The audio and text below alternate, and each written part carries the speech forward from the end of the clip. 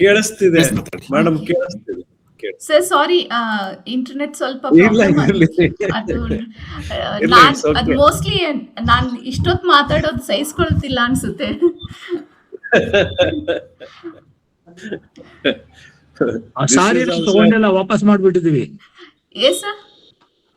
ಸಾರಿ ನಾವು ತಗೊಳ್ಳಿಲ್ಲ, ವಾಪಸ್ ಮಾಡಿದ್ದೀವಿ madam. part of life comedy. Easy, go easy, go easy. Yes, ಆರಾಮಾಗಿ ಮಾಡಿ, ಥ್ಯಾಂಕ್ ಯು ಸರ್. ಆರಾಮಾಗಿ ಮಾಡಿ, ಥ್ಯಾಂಕ್ ಯು. ಆರಾಮಾಗಿ ಮಾಡಿ. ನಾನು ಈ ಮೊದಲ ಒಂದು ಏನು ಅಂಕದ ಮೊದಲ ದೃಶ್ಯದಲ್ಲಿ ಈ ಒಸಿನೋ ಏನು ಪಾತ್ರ ಬರುತ್ತೆ, ಅವನ ಮೊದಲ ಒಂದು ಮಾತಿನಲ್ಲಿನೇ, ಅವನ ಮೊದಲ ಒಂದು ಸಂಭಾಷಣೆ ಏನ್ ಮಾಡ್ತಾನೆ, ಅದರಲ್ಲೇನೆ ನಮಗೆ ಅವನು ಯಾವ ರೀತಿಯಾದಂತಹ ಬದುಕನ್ನ ನಿರ್ವಹಿಸ್ತಿರ್ತಾನೆ ಅಂತ ನಮಗೆ ತಿಳ್ಕೊಳ್ಳೋದಕ್ಕೆ ಆಗುತ್ತೆ ಅಂತ ನಾನು ಅನ್ಕೊಳ್ತೀನಿ. ಯಾಕಂದ್ರೆ ಸಂಗೀತ ಕೇಳಿಸ್ಕೊಳ್ತಾನೆ, ಒಲಿಯವ್ಯನ್ನ ಮದುವೆ ಆಗಬೇಕು, ಅವಳ ಜೊತೆಗೆ ತಾನು ಬದುಕನ್ನ ಕಳಿಬೇಕು ಅಂತ ಸಾಕಷ್ಟು ಕನಸುಗಳನ್ನ, ಸ್ವಪ್ನಗಳನ್ನ ಇಟ್ಕೊಂಡು ತನ್ನ ಇಡೀ ಬದುಕನ್ನ ಹಾಗೆ ಕಳೀತಾ ಇರ್ತಾನೆ ಅವನು. ಆದರೆ ತನ್ನ ಒಬ್ಬ ಸೇವಕನಿಗೆ ಆಗ್ಲೇ ಅವನು ಮೆಸೇಜನ್ನ ಕಳಿಸಿರ್ತಾನೆ, ಸಂದೇಶವನ್ನ ಕಳಿಸಿರ್ತಾನೆ. ಪದೇ ಪದೇ ಈ ಸಂದೇಶಗಳನ್ನ ಕಳಿಸಿ ಹೇಗಾದ್ರೂ ಮಾಡಿ ಒಲಿವಿಯಾರನ್ನ ಒಲಿಸ್ಕೋಬೇಕು, ಹೇಗಾದ್ರೂ ಮಾಡಿ ಅವಳ ಜೊತೆಗೆ ತಾನು ಜೀವನವನ್ನ ಕಟ್ಕೋಬೇಕು ಅಂತಾನೆ ಅವನು ಬಯಸ್ತಾ ಇರ್ತಾನೆ. ಆ ಸಂದರ್ಭದಲ್ಲಿ ಅವನ ಸೇವಕ ಬಂದು ಅವನಿಗೆ ಹೇಳ್ತಾನೆ ಏನು ಅಂತಂದ್ರೆ, ಇಲ್ಲ ಅದು ಅವಳು ತನ್ನ ಸರ್ ಪೂಜಾರಿ ಸರ್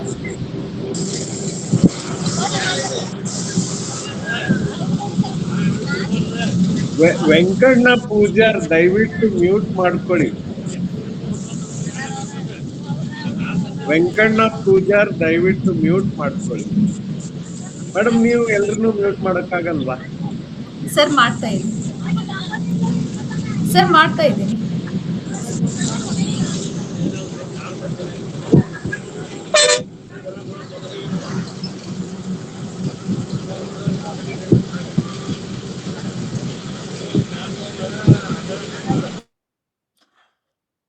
ಸಾರಿ.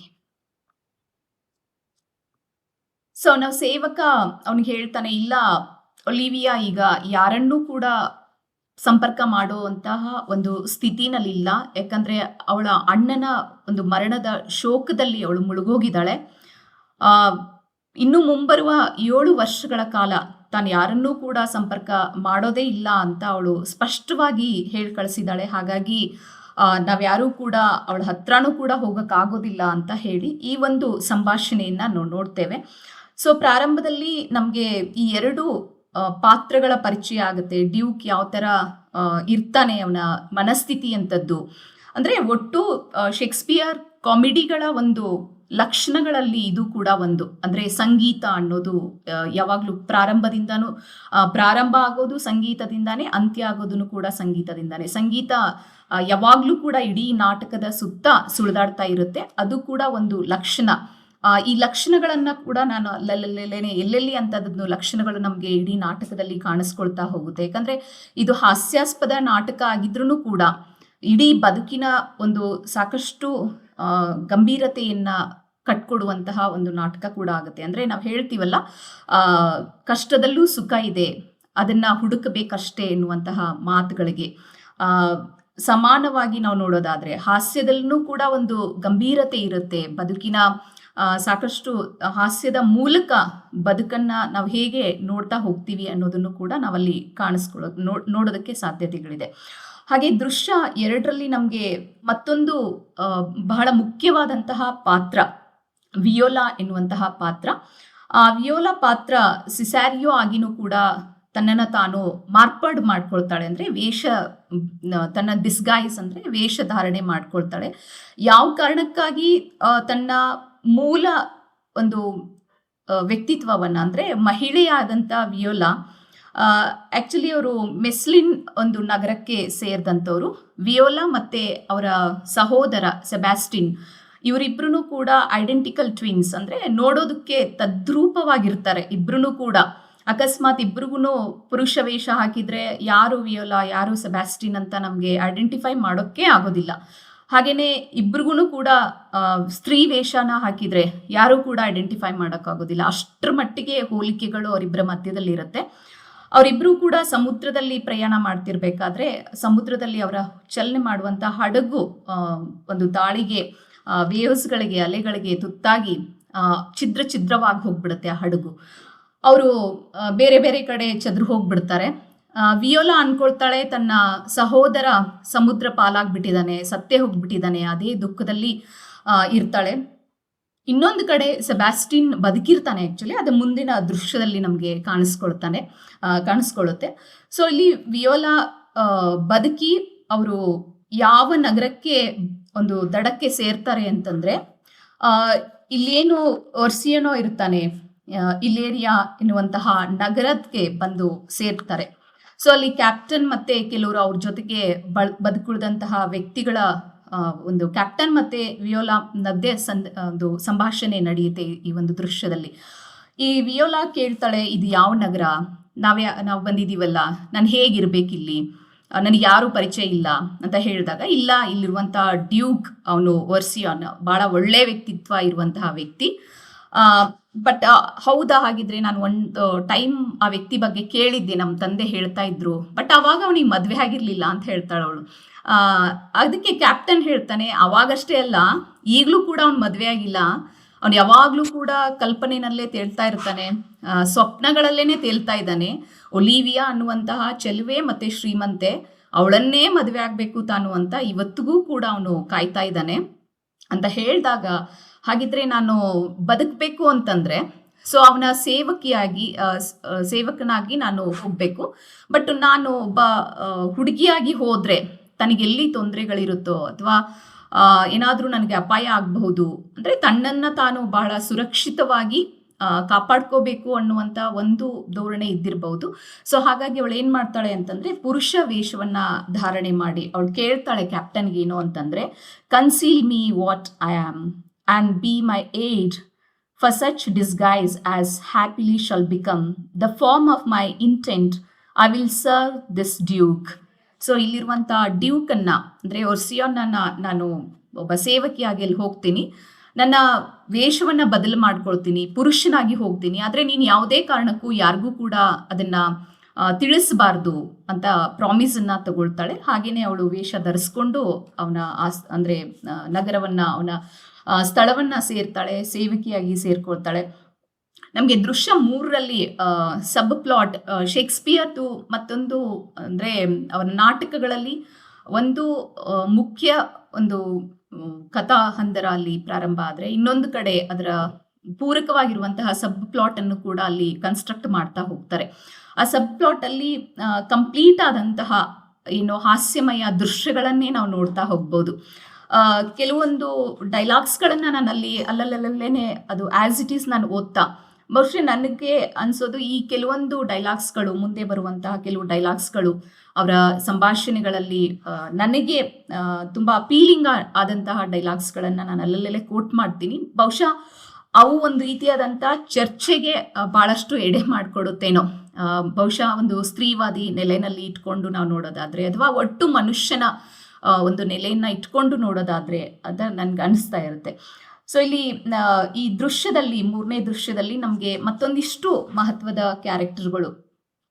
ಶೇಕ್ಸ್ಪಿಯರ್ನ ಯಾವ ಪಾತ್ರನೂ ಕೂಡ ಸಣ್ಣ ಪಾತ್ರ ಅಂತ ನಾನು ಪರಿಗಣನೆ ಮಾಡೋದೇ ಇಲ್ಲ. ಯಾಕಂದರೆ ಪ್ರತಿ ಪಾತ್ರನೂ ಕೂಡ ತನ್ನದೇ ಆದಂತಹ ಬಹಳ ಮಹತ್ವದ ಒಂದು ಕೊಡುಗೆಯನ್ನು ಇಡೀ ಒಂದು ಕತೆ ಹೆಣೆಯೋದ್ರಲ್ಲಿ ಶೇಕ್ಸ್ಪಿಯರ್ಗೆ ಸಾಕಷ್ಟು ಒಂದು ಈ ಕ್ಯಾರೆಕ್ಟರ್ಗಳು ದೊಡ್ಡ ಮಟ್ಟದ ಒಂದು ಕಾಂಟ್ರಿಬ್ಯೂಟ್ ಮಾಡ್ತವೆ ಅಂತ ನನಗನ್ಸುತ್ತೆ. ಅಲ್ಲಿ ಮೆರಿಯಾ ಇವಳು ಏನು ಒಲಿವಿಯಾ ಒಂದು ಅವಳ ಒಂದು ಮನೆಯಲ್ಲಿ ಒಂದು ದೃಶ್ಯ ನಡೀತಾ ಇರುತ್ತೆ. ಸೊ ಪ್ರಾರಂಭದಲ್ಲಿ ಈ ದೃಶ್ಯ ಓಪನ್ ಆಗೋದು ಈ ಮೆರಿಯಾ ಮತ್ತು ಸರ್ ಆಂಡ್ರ್ಯೂ, ಸರ್ ಟಾಬಿ ಬೆಲ್ಚ್ ಈ ಪಾತ್ರಗಳು ಯಾವ ರೀತಿಯಾದಂಥ ಸಂಬಂಧಗಳನ್ನು ಹೊಂದಿರುತ್ತೆ ಅಂದರೆ ಪ್ರತಿಯೊಂದು ದೃಶ್ಯದಲ್ಲೂ ಕೂಡ ಶೇಕ್ಸ್ಪಿಯರ್ ಏನು ಮಾಡ್ತಾರೆ ಅಂತಂದರೆ ಹೊಸ ಹೊಸ ಪಾತ್ರಗಳನ್ನು ಪರಿಚಯ ಮಾಡಿಕೊಡ್ತಾನೆ. ಆ ಪಾತ್ರಗಳ ಮಧ್ಯದಲ್ಲಿ ಯಾವ ರೀತಿಯಾದಂಥ ಸಂಬಂಧಗಳ ಇರುತ್ತೆ ಅನ್ನೋದನ್ನು ಕೂಡ ಅಲ್ಲಿ ತೆರೀತಾ ಹೋಗ್ತಾರೆ. ಸೊ ಇಲ್ಲಿ ಮೆರಿಯಾ ಆ, ಆ, ಒಂದು ಒಲಿವಿಯಾ ಒಬ್ಬ ಸೇವಕಿಯಾಗಿ ಕೆಲಸ ಮಾಡ್ತಾ ಇರ್ತಾಳೆ. ಅವಳ ಅಪ್ಪಟ ಸೇವಿಕೆಯಾಗಿರ್ತಾಳೆ. ಸರ್ ಆಂಡ್ರ್ಯೂ ಬಹಳ ಶ್ರೀಮಂತವಾದಂತಹ ಒಬ್ಬ ವ್ಯಕ್ತಿ. ಆದರೆ ಶ್ರೀಮಂತಿಕೆ ಏನೋ ಇರುತ್ತೆ, ಆದರೆ ಸ್ವಂತ ಬುದ್ಧಿ ಅನ್ನೋದು ಅವನಿಗೆ ಇರೋದೇ ಇಲ್ಲ. ಅವನು ಬೇರೆ ಯಾರಾದರೂ ಏನಾದ್ರು ಹೇಳಿದ್ರೆ ಅದಕ್ಕೆ ಬೇಗ ಇನ್ಫ್ಲುಯೆನ್ಸ್ ಆಗ್ತಿರ್ತಾನೆ. ಅವರ ಇನ್ಫ್ಲುಯೆನ್ಸಿಂದಾಗಿನೇ ಅದೇ ರೀತಿಯಾಗಿ ನಡ್ಕೊಳ್ತಾ ಇರ್ತಾನೆ. ಆ ಮೂಲಕ ಹೇಗೆ ಅವನೊಬ್ಬ ಹಾಸ್ಯಾಸ್ಪದ ವ್ಯಕ್ತಿಯಾಗಿ ನಮಗೆ ಕಾಣಿಸ್ಕೊಳ್ತಾ ಹೋಗ್ತಾನೆ ಅಂತ ಒಂದು ಕಡೆ ನಾವು ನೋಡ್ತಾ ಹೋಗ್ತೀವಿ. ಸೊ ಇಲ್ಲಿ ಸರ್ ಆಂಡ್ರಿಯೋನ ಸರ್ ಟಾಬಿ ಬೆಲ್ವಿಚ್ ಅಂದರೆ ಅವರ ಕಸಿನ್, ಒಲಿವಿಯಾಳ ಕಸಿನ್ ಆಗಿರ್ತಾನೆ. ಇವನು ಸೋದರ ಮಾವ ಆಗಿರ್ತಾನೆ. ಸೊ ಇವನಿಗೆ ಸರ್ ಆಂಡ್ರ್ಯೂಗೆ ಕೊಟ್ಟು ಒಲಿವಿಯಾನ ಮದುವೆ ಮಾಡಬೇಕು. ಮತ್ತು ಸರ್ ಆಂಡ್ರ್ಯೂನ ತುಂಬ ಅವನು ಅದೇ ರೀತಿಯಲ್ಲಿ ಪ್ರೋಕ್ ಮಾಡ್ತಾ ಇರ್ತಾನೆ ಅವಾಗವಾಗ. ಅಂದರೆ ಒಲಿವಿಯಾನ ಮದುವೆ ಆಗಬೇಕು ಅನ್ನುವಂಥ ಅವ್ನು ಬಯಸೋದೇನು ಅಂದರೆ ಅವನಿಗೊಂದು ಸ್ವಾರ್ಥ ಇರುತ್ತೆ. ಅವನು ಒಂದು ಕಡೆ ಹೇಳ್ತಾನೆ, ಮೆರಿಯಾಗಿ ಹೇಳ್ತಾನೆ, ಅವನೊಬ್ಬ ಒಂಥರ ಫೂಲ್ ಇದ್ದಂಗಿದ್ದಾನೆ, ಅವನ ಬಗ್ಗೆ ಮಾತಾಡ್ತಾ ಇದ್ಲು ಮೊನ್ನೆ ಒಲಿವಿಯಾ ಅಂತ ಅವಳು ಹೇಳ್ತಿರ್ಬೇಕಾದ್ರೆ, she will none of the ಒಂದು ಕಡೆ ಮೆರಿಯಾ ಹೇಳ್ತಾಳೆ, that quaffing and drinking will undo you. I heard my lady talk of it yesterday, and of a foolish night that you brought in one night here to be her over. So ಇಲ್ಲಿ ನೀವು ಬರೀ ಹೀಗೆ ಯಾವಾಗಲೂ ಕೂಡ ಈ sir Toby ಮದ್ಯ ಪಾನದಲ್ಲೇನೆ ಮುಳುಗೋಗಿರ್ತಾನೆ, ಯಾವಾಗಲೂ ಕುಡಿತಾ ತಿಂತಾ ಎಂಜಾಯ್ ಮಾಡ್ತಾನೆ ಇರುವಂಥ ಒಂದು ಕ್ಯಾರೆಕ್ಟರ್. ಇನ್ಫ್ಯಾಕ್ಟ್ ನಿಜವಾಗ್ಲೂ ಒಂದು ಸತ್ವ ಕೊಡುವಂಥ ಕ್ಯಾರೆಕ್ಟರ್. ಯಾಕಂದರೆ ಶೇಕ್ಸ್ಪಿಯರ್ನ ಕಾಮಿಡಿ ಹಾಸ್ಯಾಸ್ಪದ ನಾಟಕಕ್ಕೆ ಒಂದು ಜಸ್ಟಿಸನ್ನು ಕೊಡುವಂಥ ಒಂದು ಕ್ಯಾರೆಕ್ಟರ್ ಅಂತ ನಾವಲ್ಲಿ ಈ ಕ್ಯಾರೆಕ್ಟರ್ನ ನೋಡ್ಬೋದೇನೋ. ಅದನ್ನು ನಾವು ನೆಗ್ಲೆಕ್ಟ್ ಮಾಡೋಕ್ಕಾಗೋದಿಲ್ಲ. ಯಾಕಂದರೆ ನಿಜವಾಗ್ಲೂ ಕೂಡ ಎಂಟರ್ಟೈನ್ಮೆಂಟನ್ನು ಕೊಡುವಂಥ ಒಂದು ಪಾತ್ರಗಳು ಯಾವುದಾದ್ರೂ ಇದ್ದರೆ ಅದು ಸರ್ ಟಾಬಿ ಬೆಲ್ವಿಚ್ ಮತ್ತು ಅವನ ಸುತ್ತಲೂ ಇರುವಂಥ ಒಂದು ಕ್ಯಾರೆಕ್ಟರ್ಗಳು, ಪಾತ್ರಗಳು ಏನಿರ್ತಾವಲ್ಲ ಇವೆಲ್ಲನೂ ಕೂಡ. ಸೊ ಅವಳು ನೀವು ಹೀಗೆಲ್ಲ ಕುಡಿದು ತಿಂದು ಈ ಥರ ಮಾಡ್ತಾ ಇದ್ದೀರಾ, ಮತ್ತು ಆ ಫುಲಿಶ್ ನೈಟ್ ಅಂದರೆ ಅವಳು ಸರ್ ಆಂಡ್ರ್ಯೂಗೆ ಅಡ್ರೆಸ್ ಮಾಡ್ತಾಳೆ.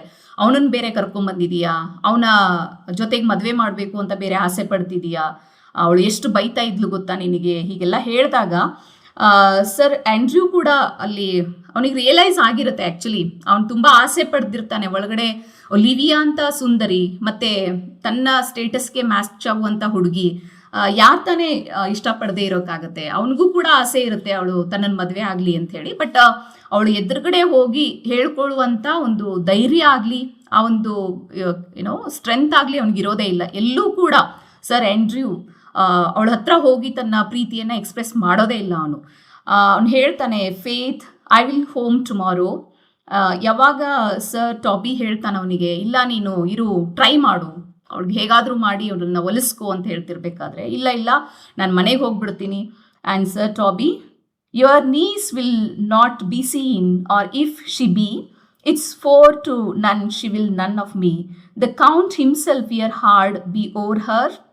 ಅಂದರೆ ಯಾಕಂದರೆ ನಿನ್ನ ನೀಸ್ ಅಂದರೆ ಒಲಿವಿಯಾ, ಅವಳು ಯಾವುದೇ ಕಾರಣಕ್ಕೂ ನನ್ನನ್ನು ಮದುವೆ ಆಗೋದೇ ಇಲ್ಲ. ಸೊ ಎಷ್ಟೊಂದು ಜನ ಇದ್ದಾರೆ, ಅವ್ರನ್ನೇ ಅವಳು ತಿರಸ್ಕಾರ ಮಾಡ್ತಾಳೆ. ನಾನಂತೂ ಅವಳ ಲಿಸ್ಟಲ್ಲಿ ಇಲ್ಲೇ ಇಲ್ಲ, ಅವಳ ಲಿಸ್ಟಲ್ಲಿ ಇರೋಕ್ಕೆ ಸಾಧ್ಯನೇ ಇಲ್ಲ. ಹಾಗಾಗಿ ನಾನು ಇರೋದ್ರಲ್ಲಿ ಅರ್ಥ ಇಲ್ಲ, ನಾನು ಹೋಗ್ಬಿಡ್ತೀನಿ ಅಂದಾಗ ಸರ್ ಟಾಬಿ ಹೇಳ್ತಾನೆ, she will none o' the count, she will not match above her degree, neither in state, years nor wit. I have heard her swear it, thought there is a life in't man. ಅಂದರೆ ಭರವಸೆಗಳನ್ನು ತುಂಬ್ತಾ ಹೋಗ್ತಾನೆ ಇಲ್ಲಿ ಟಾಬಿಗೆ. ನೀನೇ ನಿರಾಸೆ ಆಗಬೇಡ, ಯಾಕಂದರೆ ಇಲ್ಲಿ Olivia ಏನು ಆ ಡ್ಯೂಕ್ ತನ್ನನ್ನೇ ಮದುವೆ ಆಗಬೇಕು ಅಂತ ಪ್ರಯತ್ನ ಮಾಡ್ತಿದ್ದಾನೆ, ಅದು ಸಾಧ್ಯನೇ ಇಲ್ಲ. ಯಾಕಂತಂದರೆ ಅಲ್ಲಿ ಅವನನ್ನು ತಿರಸ್ಕಾರ ಮಾಡಿದ್ದಾಳೆ ಅವಳು, ನಾನು ಮದುವೆ ಆಗೋದಿಲ್ಲ ಅಂತ ಹೇಳ್ತಿದ್ದಾಳೆ. ಸೊ ಹಾಗಾಗಿ ನೀನು ಇನ್ನೂ ಕೂಡ ಹೋಪ್ಸನ್ನು ಕಳ್ಕೊಬೇಡ, ನಿನಗಿನ್ನೂ ಕೂಡ ಹೋಪ್ಸ್ ಇದೆ, ಅವಳನ್ನು ಮದುವೆ ಆಗೋದಕ್ಕೆ ನಿನಗೆ ಸಾಕಷ್ಟು ಅವಕಾಶ ಇದೆ. ಹಾಗಾಗಿ ಅವಳು ಇನ್ನೊಂದೇನು ಅಂತಂದರೆ, ತನಗಿಂತಲೂ ಕೂಡ ಹೆಚ್ಚು ಸ್ಥಾನದಲ್ಲಿರುವಂಥ ಮತ್ತೆ ತನಗಿಂತಲೂ ಕೂಡ ಬುದ್ಧಿವಂತೆ ಆದಂತಹ ವ್ಯಕ್ತಿನ ಅವಳು ಇಷ್ಟಪಡೋದೇ ಇಲ್ಲ. ತನ್ನ ಸಮಾನವಾಗಿರುವಂತಹ ಅಥವಾ ತನಗಿಂತ ಇನ್ನೂ ಹೆಚ್ಚು ಸ್ಥಾನವನ್ನ ಹೊಂದಿರುವಂತಹ ವ್ಯಕ್ತಿನ ಅವಳು ಮದುವೆಯಾಗ ಸಾಧ್ಯನೇ ಇಲ್ಲ. ಅಂದ್ರೆ ಡ್ಯೂಕನ್ನ ಅವಳು ಮದುವೆ ಆಗೋದೇ ಇಲ್ಲ. ಹಾಗಾಗಿ ಇನ್ನೂ ಚಾನ್ಸ್ ಇದೆ, ಯಾಕೆ ನೀನು ಟ್ರೈ ಮಾಡಬಾರ್ದು ಅಂತ ಅವನಿಗೆ ಪ್ರವೋಕ್ ಮಾಡ್ತಾ ಇರ್ತಾನೆ. ಅದಕ್ಕೆ ಮೇಜರ್ ಕಾರಣ ಏನು, ಒಂದ್ ಕಡೆ ಹೇಳ್ತಾನೆ ಅವನು ಮಿರಿಯಾಗೆ, ಅವನೇನು ಫುಲಿಶ್ ಅಂತ ಈಗೆಲ್ಲ ಮಾತಾಡ್ತೀಯ, ಅವನ ಬಗ್ಗೆ ನೀನು ಇಷ್ಟೆಲ್ಲ ಕೆಟ್ಟದಾಗಿ ಡೌನ್ ಆಗಿ ಮಾತಾಡ್ತೀಯ, ಅವ್ನು ಯಾರು ಗೊತ್ತಾ, ತುಂಬಾ ಶ್ರೀಮಂತ ವ್ಯಕ್ತಿ, 3000 ಕ್ಯಾಟ್ಸ್ ಅವನ ಹತ್ರ ಇದೆ. ಈ ಪರ್ಟಿಕ್ಯುಲರ್ ಲೈನ್ ಏನಿದೆಯಲ್ಲ, ಮೋಸ್ಟ್ಲಿ ಸರ್ ಟಾಬಿ ತನ್ನ ಒಂದು ನೀಸ್ ಅವನನ್ನ ಮದುವೆ ಆಗಲಿ ಅನ್ನೋದಕ್ಕೆ ಮೇಜರ್ ಕಾರಣ ಅವಳು ಸುಖವಾಗಿರಬೇಕು, ಅವಳು ಸಂತೋಷವಾಗಿರಬೇಕು, ಒಬ್ಬ ರಿಚ್ ವ್ಯಕ್ತಿನ ಮದುವೆ ಆಗಿರಬೇಕು ಅನ್ನೋದಕ್ಕಿಂತ ಅವನ ದುಡ್ಡಲ್ಲಿ ತಾನು ಸಾಕಷ್ಟು ತನ್ನ ಲೈಫನ್ನು ಎಂಜಾಯ್ ಮಾಡ್ಬೋದು, ಅವನ ಹತ್ರ ಸಾಕಷ್ಟು ದುಡ್ಡಿದೆ, ಅದನ್ನು ತಾನು ತನ್ನ ಒಂದು ಖುಷಿಗೋಸ್ಕರ ಬಳಸ್ಕೋಬೋದು ಅನ್ನುವಂಥ ಆಸೆನೂ ಕೂಡ ಅಲ್ಲಿ ಇದ್ದಿರಬಹುದು ಅಂತ ನನ್ಗನ್ಸುತ್ತೆ ಅವನ ಆ ಮಾತುಗಳನ್ನು ಕೇಳ್ತಾ ಹೋದಾಗ. ಸೊ ಅಲ್ಲಿ 4ನೇ ದೃಶ್ಯದಲ್ಲಿ ನಮಗೆ ಈ ವಿಯೋಲಾ ಅವಳು ಹೇಳಿದ ಹಾಗೆ ತನ್ನ ವೇಷವನ್ನ ಬದಲಾವಣೆ ಮಾಡಿಕೊಂಡು ಸಿಸಾರಿಯೋ ಅಂತಾನೆ ತನ್ನನ್ನು ತಾನು ಇಂಟ್ರಡ್ಯೂಸ್ ಮಾಡಿಕೊಂಡು ಅಲ್ಲಿ ಹೋಗ್ತಾಳೆ, ಅವನ ಹತ್ರ ಕೆಲಸಕ್ಕೆ ಸೇರ್ಕೊಳ್ತಾಳೆ. ಭಾಳ ಸಣ್ಣ ಅವಧಿನಲ್ಲಿನೇ ಅವಳಿಗೆ ತುಂಬ ಈ ಓರ್ಸಿಯಾನಿಗೆ ಭಾಳ ಆತ್ಮೀಯ ಒಬ್ಬ ಸ್ನೇಹಿತನ ಥರ ಅವಳು ಆಗ್ಬಿಡ್ತಾಳೆ. ಅಲ್ಲಿ ಇನ್ನೊಂದು ಕ್ಯಾರೆಕ್ಟರ್, ಅವನ ಸೇವಕ ಏನಿರ್ತಾನೆ ಓರ್ಸಿಯಾ ಅನ್ನೋದು, ವ್ಯಾಲೆಂಟೈನ್ ಅಂತ ಹೇಳಿ, ಅವನು ಹೇಳ್ತಾನೆ ಅಲ್ಲಿ, if the duke continue these favours towards you Cesario, you are like to be much advanced. He hath known you but the 3 days, and already you are no stranger. So mostly ವ್ಯಾಲೆಂಟೈನ್ಗೆ 3 ದಿವಸದಲ್ಲಿ ನಾವು ಇಷ್ಟು ವರ್ಷಗಳ ಕಾಲ ಈ ಓರ್ಸಿಯಾನ ಜೊತೆಗಿದ್ದೀವಿ, ಇಷ್ಟೆಲ್ಲ ಪ್ರೀತಿಯಿಂದ ಇದ್ದೀವಿ, ಇಷ್ಟೆಲ್ಲ ಅವನಿಗೆ ಸೇವೆ ಮಾಡ್ತೀವಿ, ಆದರೂ ಕೂಡ ಕೇವಲ 3 ದಿವಸದಲ್ಲಿ ನೀನು ಇಷ್ಟು ಹತ್ರ ಆಗಿದೆಯಾ ಅಂತಂದರೆ ಮೋಸ್ಟ್ಲಿ ನೀನು ಇನ್ನು ಬೇಗನೆ ಸಾಕಷ್ಟು ಒಳ್ಳೊಳ್ಳೆ ಪೊಸಿಷನ್ಸ್ಗಳು ನಿನಗೆ ಸಿಗ್ತಾ ಹೋಗುತ್ತೇನೋ ಅಂತ ಹೇಳುವಂಥ ಈ ವ್ಯಾಲೆಂಟೈನ್ ಮಾತು ಒಳಗಡೆ ಒಂದು ರೀತಿ ಅವನಿಗೆ ಜಲಸ್ ಕೂಡ ಆಗಿರುತ್ತೆ ಸಿಸಾರಿಯೋ ಬಗ್ಗೆ. ಏನು ಇವನು ಇಷ್ಟು ಸಣ್ಣ ಅವಧಿನಲ್ಲೇ 3 ದಿವಸ ಆಯಿತು, ಅಷ್ಟು ಬೇಗ ಅವನು ಆತ್ಮೀಯ ಆಗ್ತಾನೆ, ಹೀಗೆಲ್ಲ ಹೇಳಿದಾಗ ಇಷ್ಟು ಒಂದು ಕಡೆ ನಾವು ನೋಡ್ತಾ ಹೋದರೆ, ಮತ್ತೆ ಅಲ್ಲಿ ಓರ್ಸಿಯಾನೋ ಈ ಸಿಸಾರಿಯೋಗೆ ವಿಯೋಲಾ ಏನಿರ್ತಾಳೆ, ಸಿಸಾರಿಯೋ ವೇಷದಲ್ಲಿರ್ತಾಳೆ, ಅವಳನ್ನ ಕರೆದು ಹೇಳ್ತಾನೆ. ಅಂದರೆ ಪ್ರಾರಂಭದಿಂದಲೂ ಕೂಡ ತನ್ನ ಸೇವಕರನ್ನ ಅವನು ನಿರಂತರವಾಗಿ ಒಲಿವಿಯಾ ಮನೆಗೆ ಕಳಿಸ್ತಾನೆ ಇರ್ತಾನೆ, ಕಂಟಿನ್ಯೂಯಸ್ ಆಗಿ ಎಫರ್ಟನ್ನು ಮಾಡ್ತಾನೆ ಇರ್ತಾನೆ ಅವಳ ಮನಸ್ಸನ್ನು ಒಲಿಸ್ಕೋಬೇಕು ಅಂತ ಹೇಳಿ. ಹಾಗೆಯೇ ಓರ್ಸಿಯಾನೋ ಈ ಸರಿ ಏನು ಮಾಡ್ತಾನೆ ಅಂತಂದರೆ, ನಾನು ಸಿಸಾರಿಯೋನೇ ಕಳಿಸ್ಬೇಕು, ಅವನು ಯಂಗ್ ಅಂಡ್ ಎನರ್ಜೆಟಿಕ್ ಆದಂಥ ಹುಡುಗನ ಥರ ಇದ್ದಾನೆ, ಭಾಳ ಚೆನ್ನಾಗಿ ಹೇಳ್ತಾನೆ ಅಲ್ಲೋನು. Then unfold the passion of my love, surprise her with discourse of my dear faith, it shall become thee well to act my woes, she will attend it better in the youth than in nuncio's of more grave aspect. ಅಂದರೆ ಯಾರೋ ಒಬ್ಬ age ಆದಂಥ ವ್ಯಕ್ತಿನ ಕಳಿಸಿದಾಗ mostly ಅವಳು ಅಷ್ಟು convince ಆಗೋದಿಲ್ಲ. ನಿನ್ನಂಥ ಒಬ್ಬ ಯಂಗ್ ಅಂಡ್ ಎನರ್ಜೆಟಿಕ್ ಆದಂಥ ವ್ಯಕ್ತಿ ಹೋಗಿ ಅವಳ ಹತ್ರ ನನ್ನ ಪ್ರೀತಿಯ ಬಗ್ಗೆ, ನಾನು ಎಷ್ಟು ಅವಳನ್ನು ಆಳವಾಗಿ ಪ್ರೀತಿಸ್ತೀನಿ, ಅವಳಿಗೋಸ್ಕರ ಏನೆಲ್ಲ ಮಾಡೋದಕ್ಕೆ ನಾನು ತಯಾರಿದ್ದೀನಿ, ಅದನ್ನು ನೀನೇನಾದರೂ ಹೇಳಿದ್ರೆ ಬಹುಶಃ ಅವಳು ಕನ್ವಿನ್ಸ್ ಆಗ್ತಾಳೆ ಎನ್ನುವಂತಹ ಮಾತುಗಳನ್ನು ಅವನು ಹೇಳ್ತಾನೆ. ಸೊ ಅವಾಗ ಈ ಅಷ್ಟೊತ್ತಿಗಾಗಲೇ ಈ ಸಿಸಾರಿಯೋ ಅಂದರೆ ವಿಯೋಲಾ ಅವಳು ಹೆಣ್ಮಗಳೇ ಆಗಿರೋದ್ರಿಂದ, ಸ್ತ್ರೀನೇ ಆಗಿರೋದ್ರಿಂದ ಓರ್ಸಿಯಾನ ನೋಡ್ತಿದ್ದ ಹಾಗೇನೆ ಅವನ ಕಡೆಯಿಂದ ಇಂಪ್ರೆಸ್ ಆಗ್ತಾಳೆ, ಅವನನ್ನು ಆಳವಾಗಿ ಪ್ರೀತಿ ಮಾಡೋಕೆ ಸ್ಟಾರ್ಟ್ ಮಾಡಿಬಿಟ್ಟಿರ್ತಾಳೆ ಆಗ್ಲೇನೆ. ಸೊ ಯಾವಾಗ ಈ ಒಂದು ಪ್ರಪೋಸಲನ್ನು ತಗೊಂಡು ನೀನು ಒಲಿವಿಯಾ ಮನೆಗೆ ಹೋಗಬೇಕು ಅಂತ ಹೇಳಿದಾಗ ಅವಳು ತನ್ನಷ್ಟಕ್ಕೆ ಅನ್ಕೊಳ್ತಾಳೆ, whoever I owe myself would be his wife. ಅಂದರೆ ಓರ್ಸಿಯಾನೋ ಹೆಂಡತಿ ಆಗಬೇಕು ಅಂತ ನಾನು ಕನಸುಗಳನ್ನು ಕಟ್ಕೊಳ್ತಾ ಇದ್ದೀನಿ. ಆದರೆ ದುರಂತ ಏನು ಅಂತಂದರೆ, ವಿಪರ್ಯಾಸ ಏನು ಅಂತಂದರೆ, ನಾನೇ ಅವನನ್ನು ಪ್ರೀತಿಸುವಂಥ ನಾನೇ ಅವನ ಪತ್ನಿಯಾಗಿ ಅವನ ಜೊತೆಗೆ ಬಾಳ್ವೆ ಮಾಡಬೇಕು ಅಂತ ಆಸೆ ಪಟ್ಟಂಥ ನಾನೇ ಒಬ್ಬ ಮೆಸೆಂಜರ್ ಆಗಿ ಒಲಿವಿಯಾ ಹತ್ರ ಹೋಗಬೇಕಾದಂಥ ಪರಿಸ್ಥಿತಿ ಬಂದಿದೆ ನನಗೆ ಅಂತ ಅವಳು ಹೇಳ್ಕೊಳ್ತಾಳೆ. ಈ ಒಂದು ಮಾತುಗಳಲ್ಲಿ ನಮಗೆ ಏನು ಗೊತ್ತಾಗುತ್ತೆ ಅಂತಂದರೆ, ಒಂದು ಶೇಕ್ಸ್ಪಿಯರ್ ಮತ್ತೊಂದು ಅವನ ಕಾಮಿಡಿಗಳ ಅಂದರೆ ಅವನ ಹಾಸ್ಯ ನಾಟಕಗಳ ಮತ್ತೊಂದು ಲಕ್ಷಣ ಅಂತಂದ್ರೇನೆ ಪ್ರೇಮ. ಸ್ಪೆಷಲಿ ಅವನ ಅನೇಕ ಕಾಮಿಡಿಗಳಲ್ಲಿ ತ್ರಿಶಂಕು ಪ್ರೇಮ ಅಂತ ಏನು ಕರಿತಾ ಇರ್ತೀವಿ. ಸೊ ಒಬ್ಬ ವ್ಯಕ್ತಿ ಒಬ್ಬರನ್ನ ಪ್ರೀತಿ ಮಾಡ್ತಿದ್ದೆ. ಈಗ ಫಾರ್ ಎಕ್ಸಾಂಪಲ್ ಇಲ್ಲಿ ಒರ್ಸಿಯಾನೋ ಒಲಿವಿಯಾನ ಪ್ರೀತಿ ಮಾಡ್ತಿರ್ತಾಳೆ. ಒಲಿವಿಯಾ ಮುಂದೆ ನಮ್ಗೆ ಗೊತ್ತಾಗುತ್ತೆ ಆ್ಯಕ್ಚುಲ್ ಆಗಿ ಅವಳು ವಿಯಾಲೋ ಹುಡುಗಿ ಅಂತ ಗೊತ್ತಿಲ್ಲದೇನೆ ಸಿಸ್ಯಾರಿಯೋ ಅಂತಾನೆ ಅವನನ್ನ ಪ್ರೀತಿ ಮಾಡೋದು. ಈ ಕಡೆ ಏನೋ ವಿಯೋಲಾ ಒರ್ಸಿಯಾನೋ ಪ್ರೀತಿ ಮಾಡೋದು. ಹೀಗೆ ತ್ರಿಶಂಕು ರೀತಿನಲ್ಲಿ ಈ ಪ್ರೇಮ ಒಂದು ಏನು ನಡೀತಾ ಇರುತ್ತೆ. ಅದನ್ನು ಕೂಡ ಶೇಕ್ಸ್ಪಿಯರ್ನ ಸಾಕಷ್ಟು ನಾಟಕಗಳಲ್ಲಿ ನಮಗೆ ಕಾಣಿಸ್ಕೊಳ್ಳುವಂತಹ ಒಂದು ಬಹಳ ಮುಖ್ಯವಾದಂಥ ಒಂದು ಲಕ್ಷಣ ಅಂತ ನಾವಲ್ಲಿ ನೋಡ್ಬೋದು. ಅದನ್ನು ಇಲ್ಲಿ ಗುರುತಿಸಬಹುದು ಅಂತ ಅನಿಸುತ್ತೆ. 5ನೇ ದೃಶ್ಯದಲ್ಲಿ ನಾವು ನೋಡಿದಾಗ, ಮೊದಲ ಅಂಕದ 5ನೇ ದೃಶ್ಯದಲ್ಲಿ ಮೆರಿಯಾ ಮತ್ತೆ ಕಾಣಿಸ್ಕೊಳ್ತಾಳೆ. ಮತ್ತೊಂದು ಬಹಳ ಮಹತ್ವದ ಒಂದು ಕ್ಯಾರೆಕ್ಟರ್ ಫೂಲ್ ಅಲ್ಲಿ ಬರ್ತಾರೆ. ಅಂದರೆ ಈ ಕ್ಲಾನ್ಸ್ ಅಂತ ಏನು ಕರಿತೀವಿ, ಮೆಲ್ವೋಲಿಯಾ ಮತ್ತೊಂದು ಇಂಪಾರ್ಟೆಂಟ್ ಆದಂಥ ಒಂದು ಗಂಭೀರವಾದಂತಹ ಒಂದು ಕ್ಯಾರೆಕ್ಟರನ್ನು ಇಲ್ಲಿ ಇಂಟ್ರೊಡ್ಯೂಸ್ ಮಾಡ್ತಾರೆ ಶೇಕ್ಸ್ಪಿಯರ್. ಸೊ ಇಲ್ಲಿ ಫೂಲ್ ಮತ್ತು ಮೆರಿಯಾ ಮಧ್ಯೆ ಒಂದಿಷ್ಟು ಕನ್ವರ್ಸೇಷನ್ಸ್ಗಳು ನಡೆಯುತ್ತೆ. ಏನು ಅಂತಂದರೆ, ಈ ಫೂಲ್ ಆ್ಯಕ್ಚುಲ್ ಆಗಿ ಒಲಿವಿಯಾನ ತಾನು ಮಾತಾಡಿಸ್ಬೇಕು ಅಂತ ಬಂದಿರ್ತಾನೆ. ಆದರೆ ಮೆರಿಯಾ ಅದಕ್ಕೆ ಪರ್ಮಿಷನನ್ನು ಕೊಡೋದಿಲ್ಲ.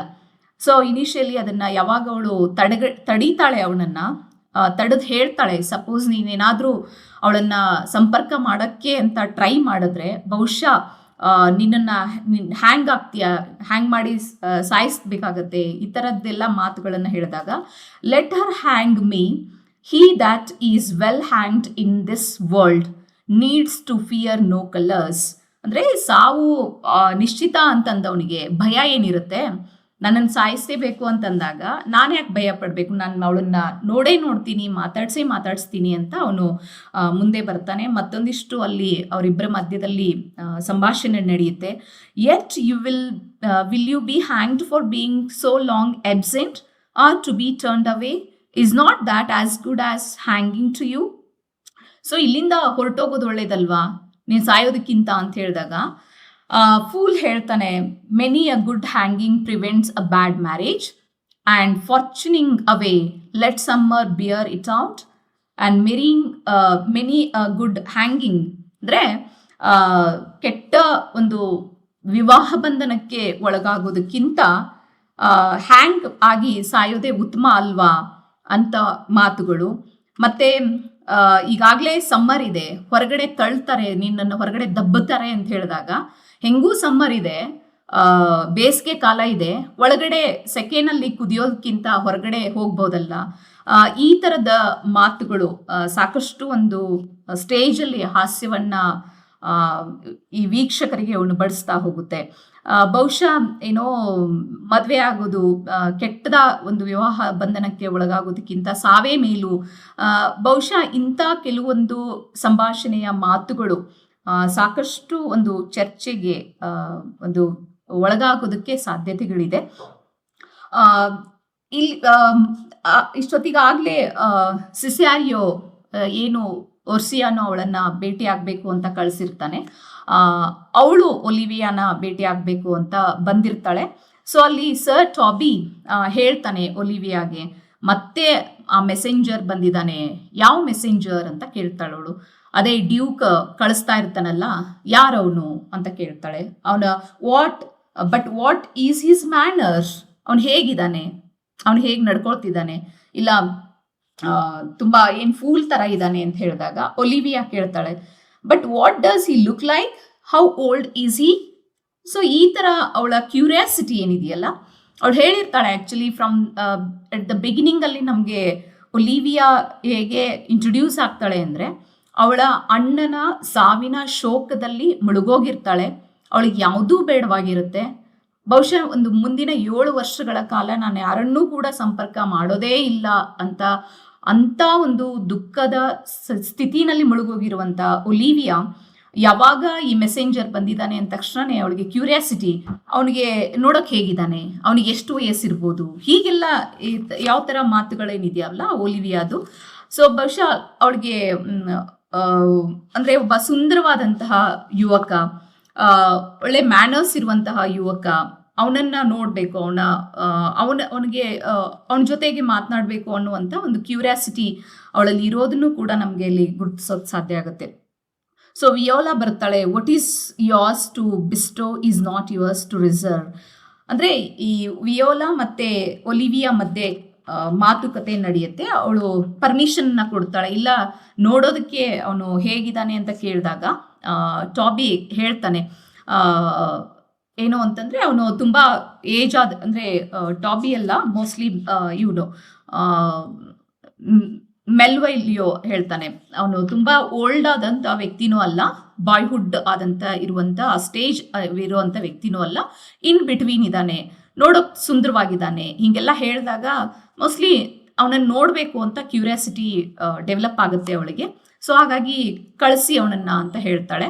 ಸೊ ಅವನು ಒಳಗಡೆ ಬಂದ ಮೇಲೆ ಒಂದು ಏನು ಅವ್ರ ಮಧ್ಯದಲ್ಲಿ ಸಂಭಾಷಣೆ ನಡೆಯುತ್ತೆ.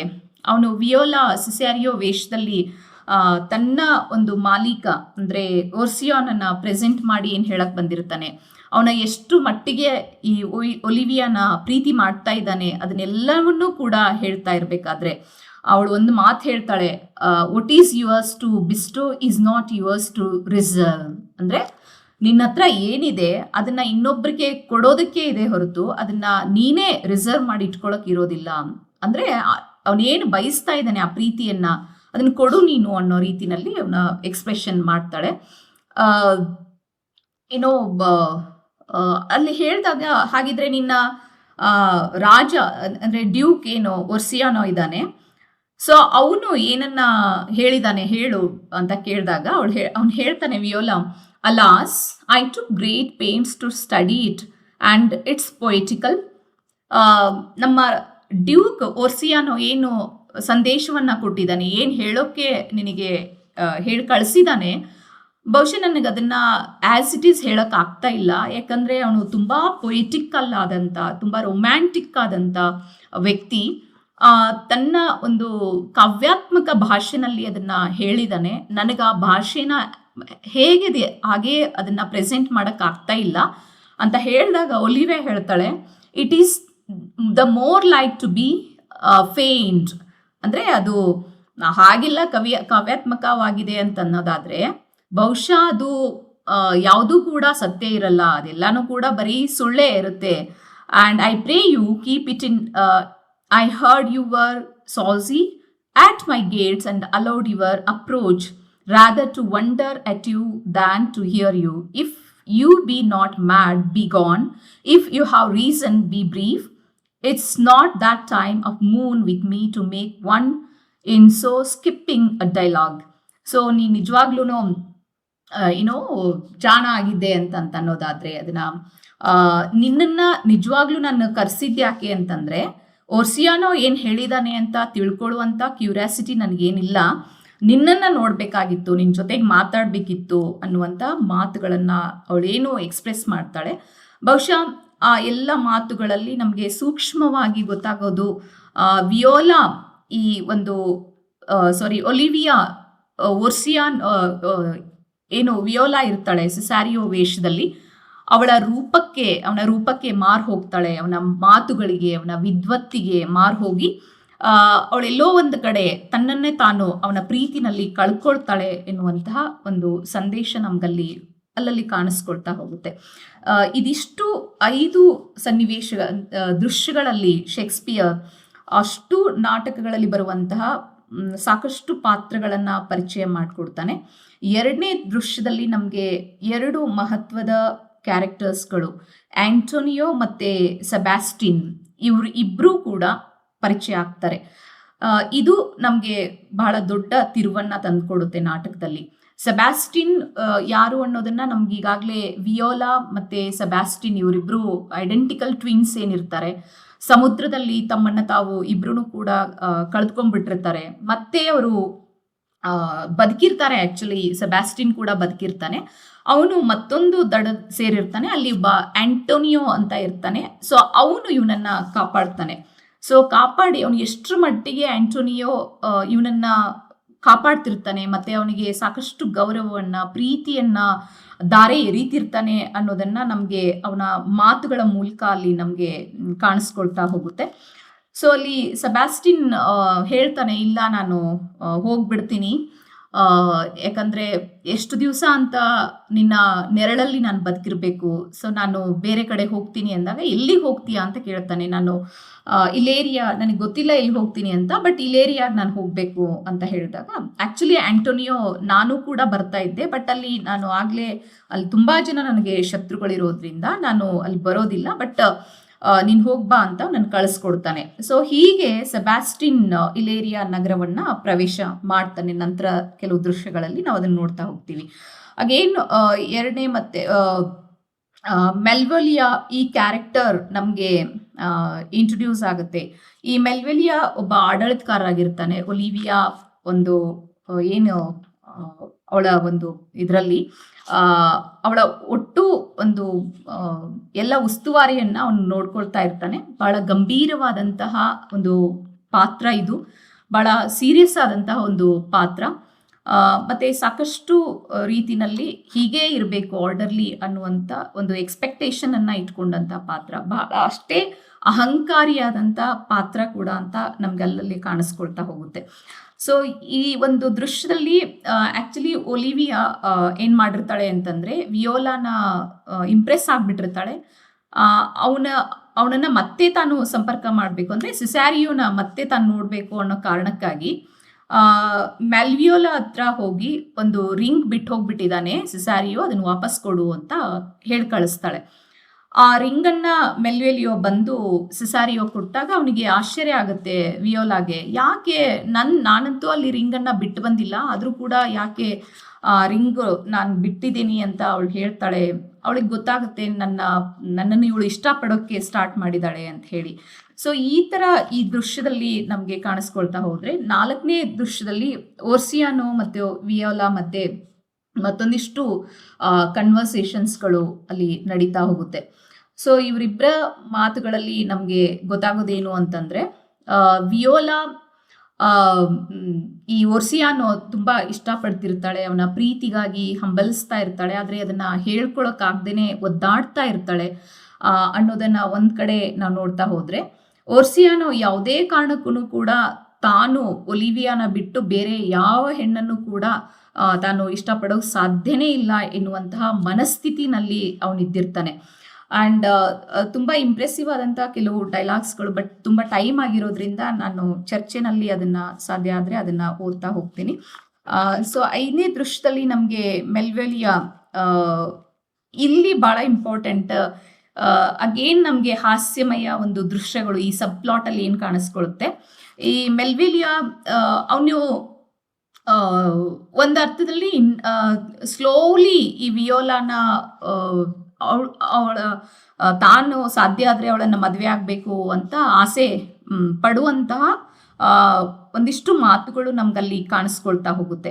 ಅವನು ಹೇಳ್ತಾನೆ ಅಂದರೆ ಈ ನಾಟಕದಲ್ಲಿ, ಯಾಕೆ ಹಾಗಾಗಬಾರ್ದು, ಯಾಕಂದರೆ ವಿಯೋಲಾ ಈ ಮೆರಿಯಾ ಹತ್ರ ಸಾಕಷ್ಟು ಸರಿ ನನ್ನ ಬಗ್ಗೆ ಒಳ್ಳೆ ಮಾತುಗಳನ್ನು ಹೇಳ್ತಾ ಇರೋದನ್ನು ನಾನು ಕೇಳಿದ್ದೀನಿ.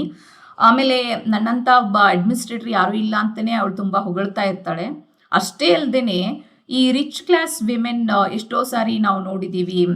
ಒಂದು ಎಕ್ಸಾಂಪಲ್ ಕೂಡ ಅಲ್ಲಿ ಹೇಳ್ತಾನೆ ಅವನು, ವಾರ್ಡ್ರೋಬ್ ಅಸಿಸ್ಟೆಂಟನ್ನು ಮದುವೆ ಆಗಿದ್ದಾಳೆ, ಯಾಕೆ ವಿಯೋಲಾ ನನ್ನನ್ನು ಇಷ್ಟಪಡ್ತಿರ್ಬಾರ್ದು ಅಂತ ಈ ಥರ ತನ್ನ ಮಾತುಗಳನ್ನು ಹೇಳ್ತಾ ಹೇಳ್ತಾ ಸ್ಟೇಜ್ ಮೇಲೆ ಬರ್ತಾ ಇರಬೇಕಾದ್ರೆ, ಈ ಮೆರಿಯಾ ಅವನಿಗೆ ಹೇಗಾದರೂ ಮಾಡಿ ದುರಹಂಕಾರಿ ಇದ್ದಾನೆ, ಅವನಿಗೊಂದು ಪಾಠ ಕಲಿಸ್ಬೇಕು ಅಂತ ಇವರೆಲ್ಲ ಹೊಂಚು ಹಾಕ್ತಿರ್ತಾರೆ. ಸರ್ ಟಾಬಿ ಮತ್ತು ಫ್ಯಾಬಿಯನ್, ಸರ್ ಆಂಡ್ರಿಯೋ ಇವರೆಲ್ಲ. ಅದಕ್ಕೆ ಮೆರಿಯಾ ಏನು ಮಾಡ್ತಾಳೆ, ಒಂದಿಷ್ಟು ತಾನೇ ಈ ವಿಯೋಲಾನ ಹ್ಯಾಂಡ್ ರೈಟಿಂಗ್ ಹೋಲುವಂಥ ಹ್ಯಾಂಡ್ ರೈಟಿಂಗಿಂದಲೇ ಕೆಲವೊಂದು ಲೆಟರ್ಸ್ಗಳನ್ನೆಲ್ಲ ಬರೆದು ಅವನ ದಾರಿನಲ್ಲಿ ಅವನಿಗೆ ಸಿಗಬೇಕು ಆ ಥರ ಒಂದು ಬೆಂಚ್ ಮೇಲೆ ಇಡ್ತಾಳೆ. ಅದು ಸಿಗುತ್ತೆ, ಅದನ್ನು ಓದ್ತಾನೆ.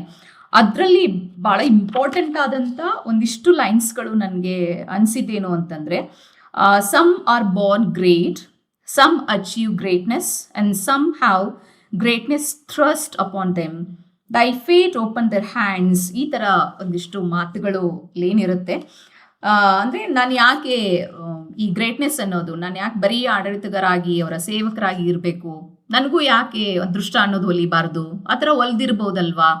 ಸೊ ವಿಯೋಲಾ ಯಾಕೆ ನನ್ನನ್ನು ಇಷ್ಟಪಡ್ತಿರ್ಬಾರ್ದು, ನಾನು ಅವಳನ್ನು ಯಾಕೆ ಮದುವೆ ಆಗಬಾರ್ದು, ಈ ಥರದ್ದು ಒಂದಿಷ್ಟು ಏನು ಡೈಲಾಗ್ಸ್ಗಳು ಅಂದರೆ ಆ ಲೆಟ್ರಲ್ಲಿ ಕಾಣಿಸ್ಕೊಳ್ಳುತ್ತಲ್ಲ, ಅದನ್ನು ಅವನು ಓದ್ತಾ ಹೋಗ್ತಾನೆ.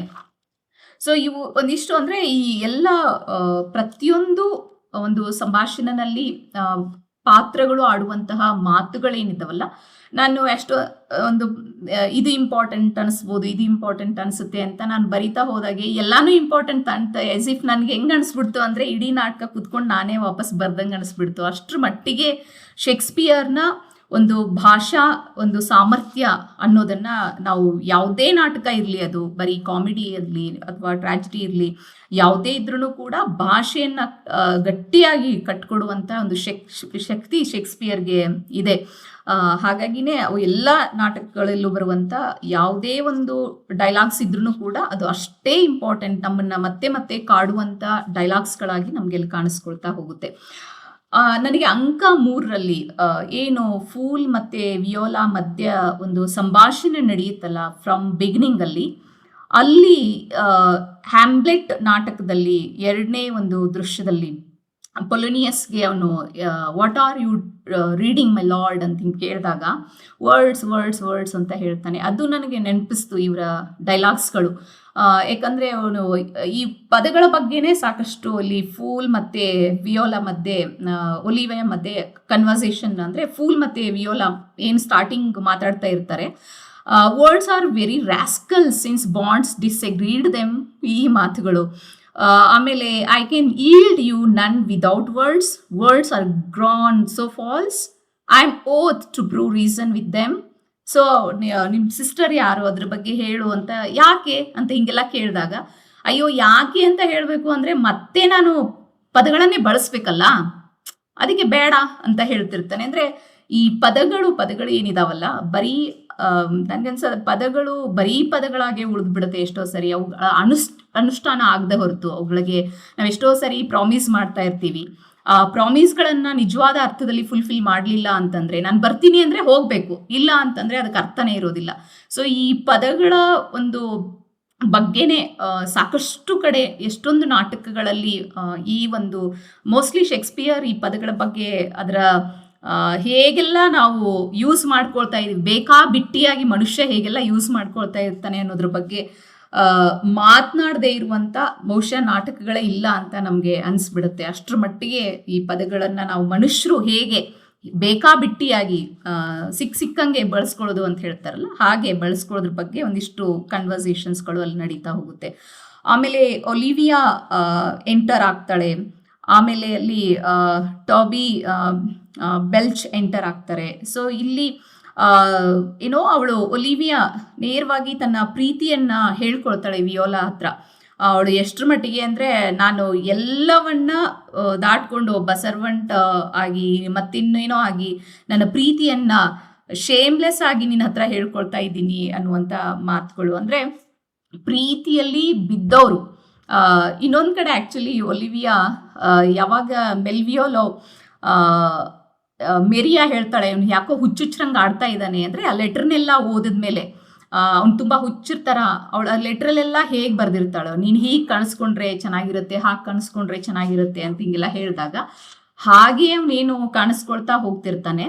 ಸೊ ಅವಾಗ ಯಾಕೋ ಮೆಲ್ವಿಯೋಲನ ಕರೀರಿ ಅಂತ ಹೇಳಿದಾಗ ಅವನು ಎಲ್ಲೋ ಸ್ಟಾಕಿಂಗಲ್ಲಿ ಬರ್ತಾನೆ.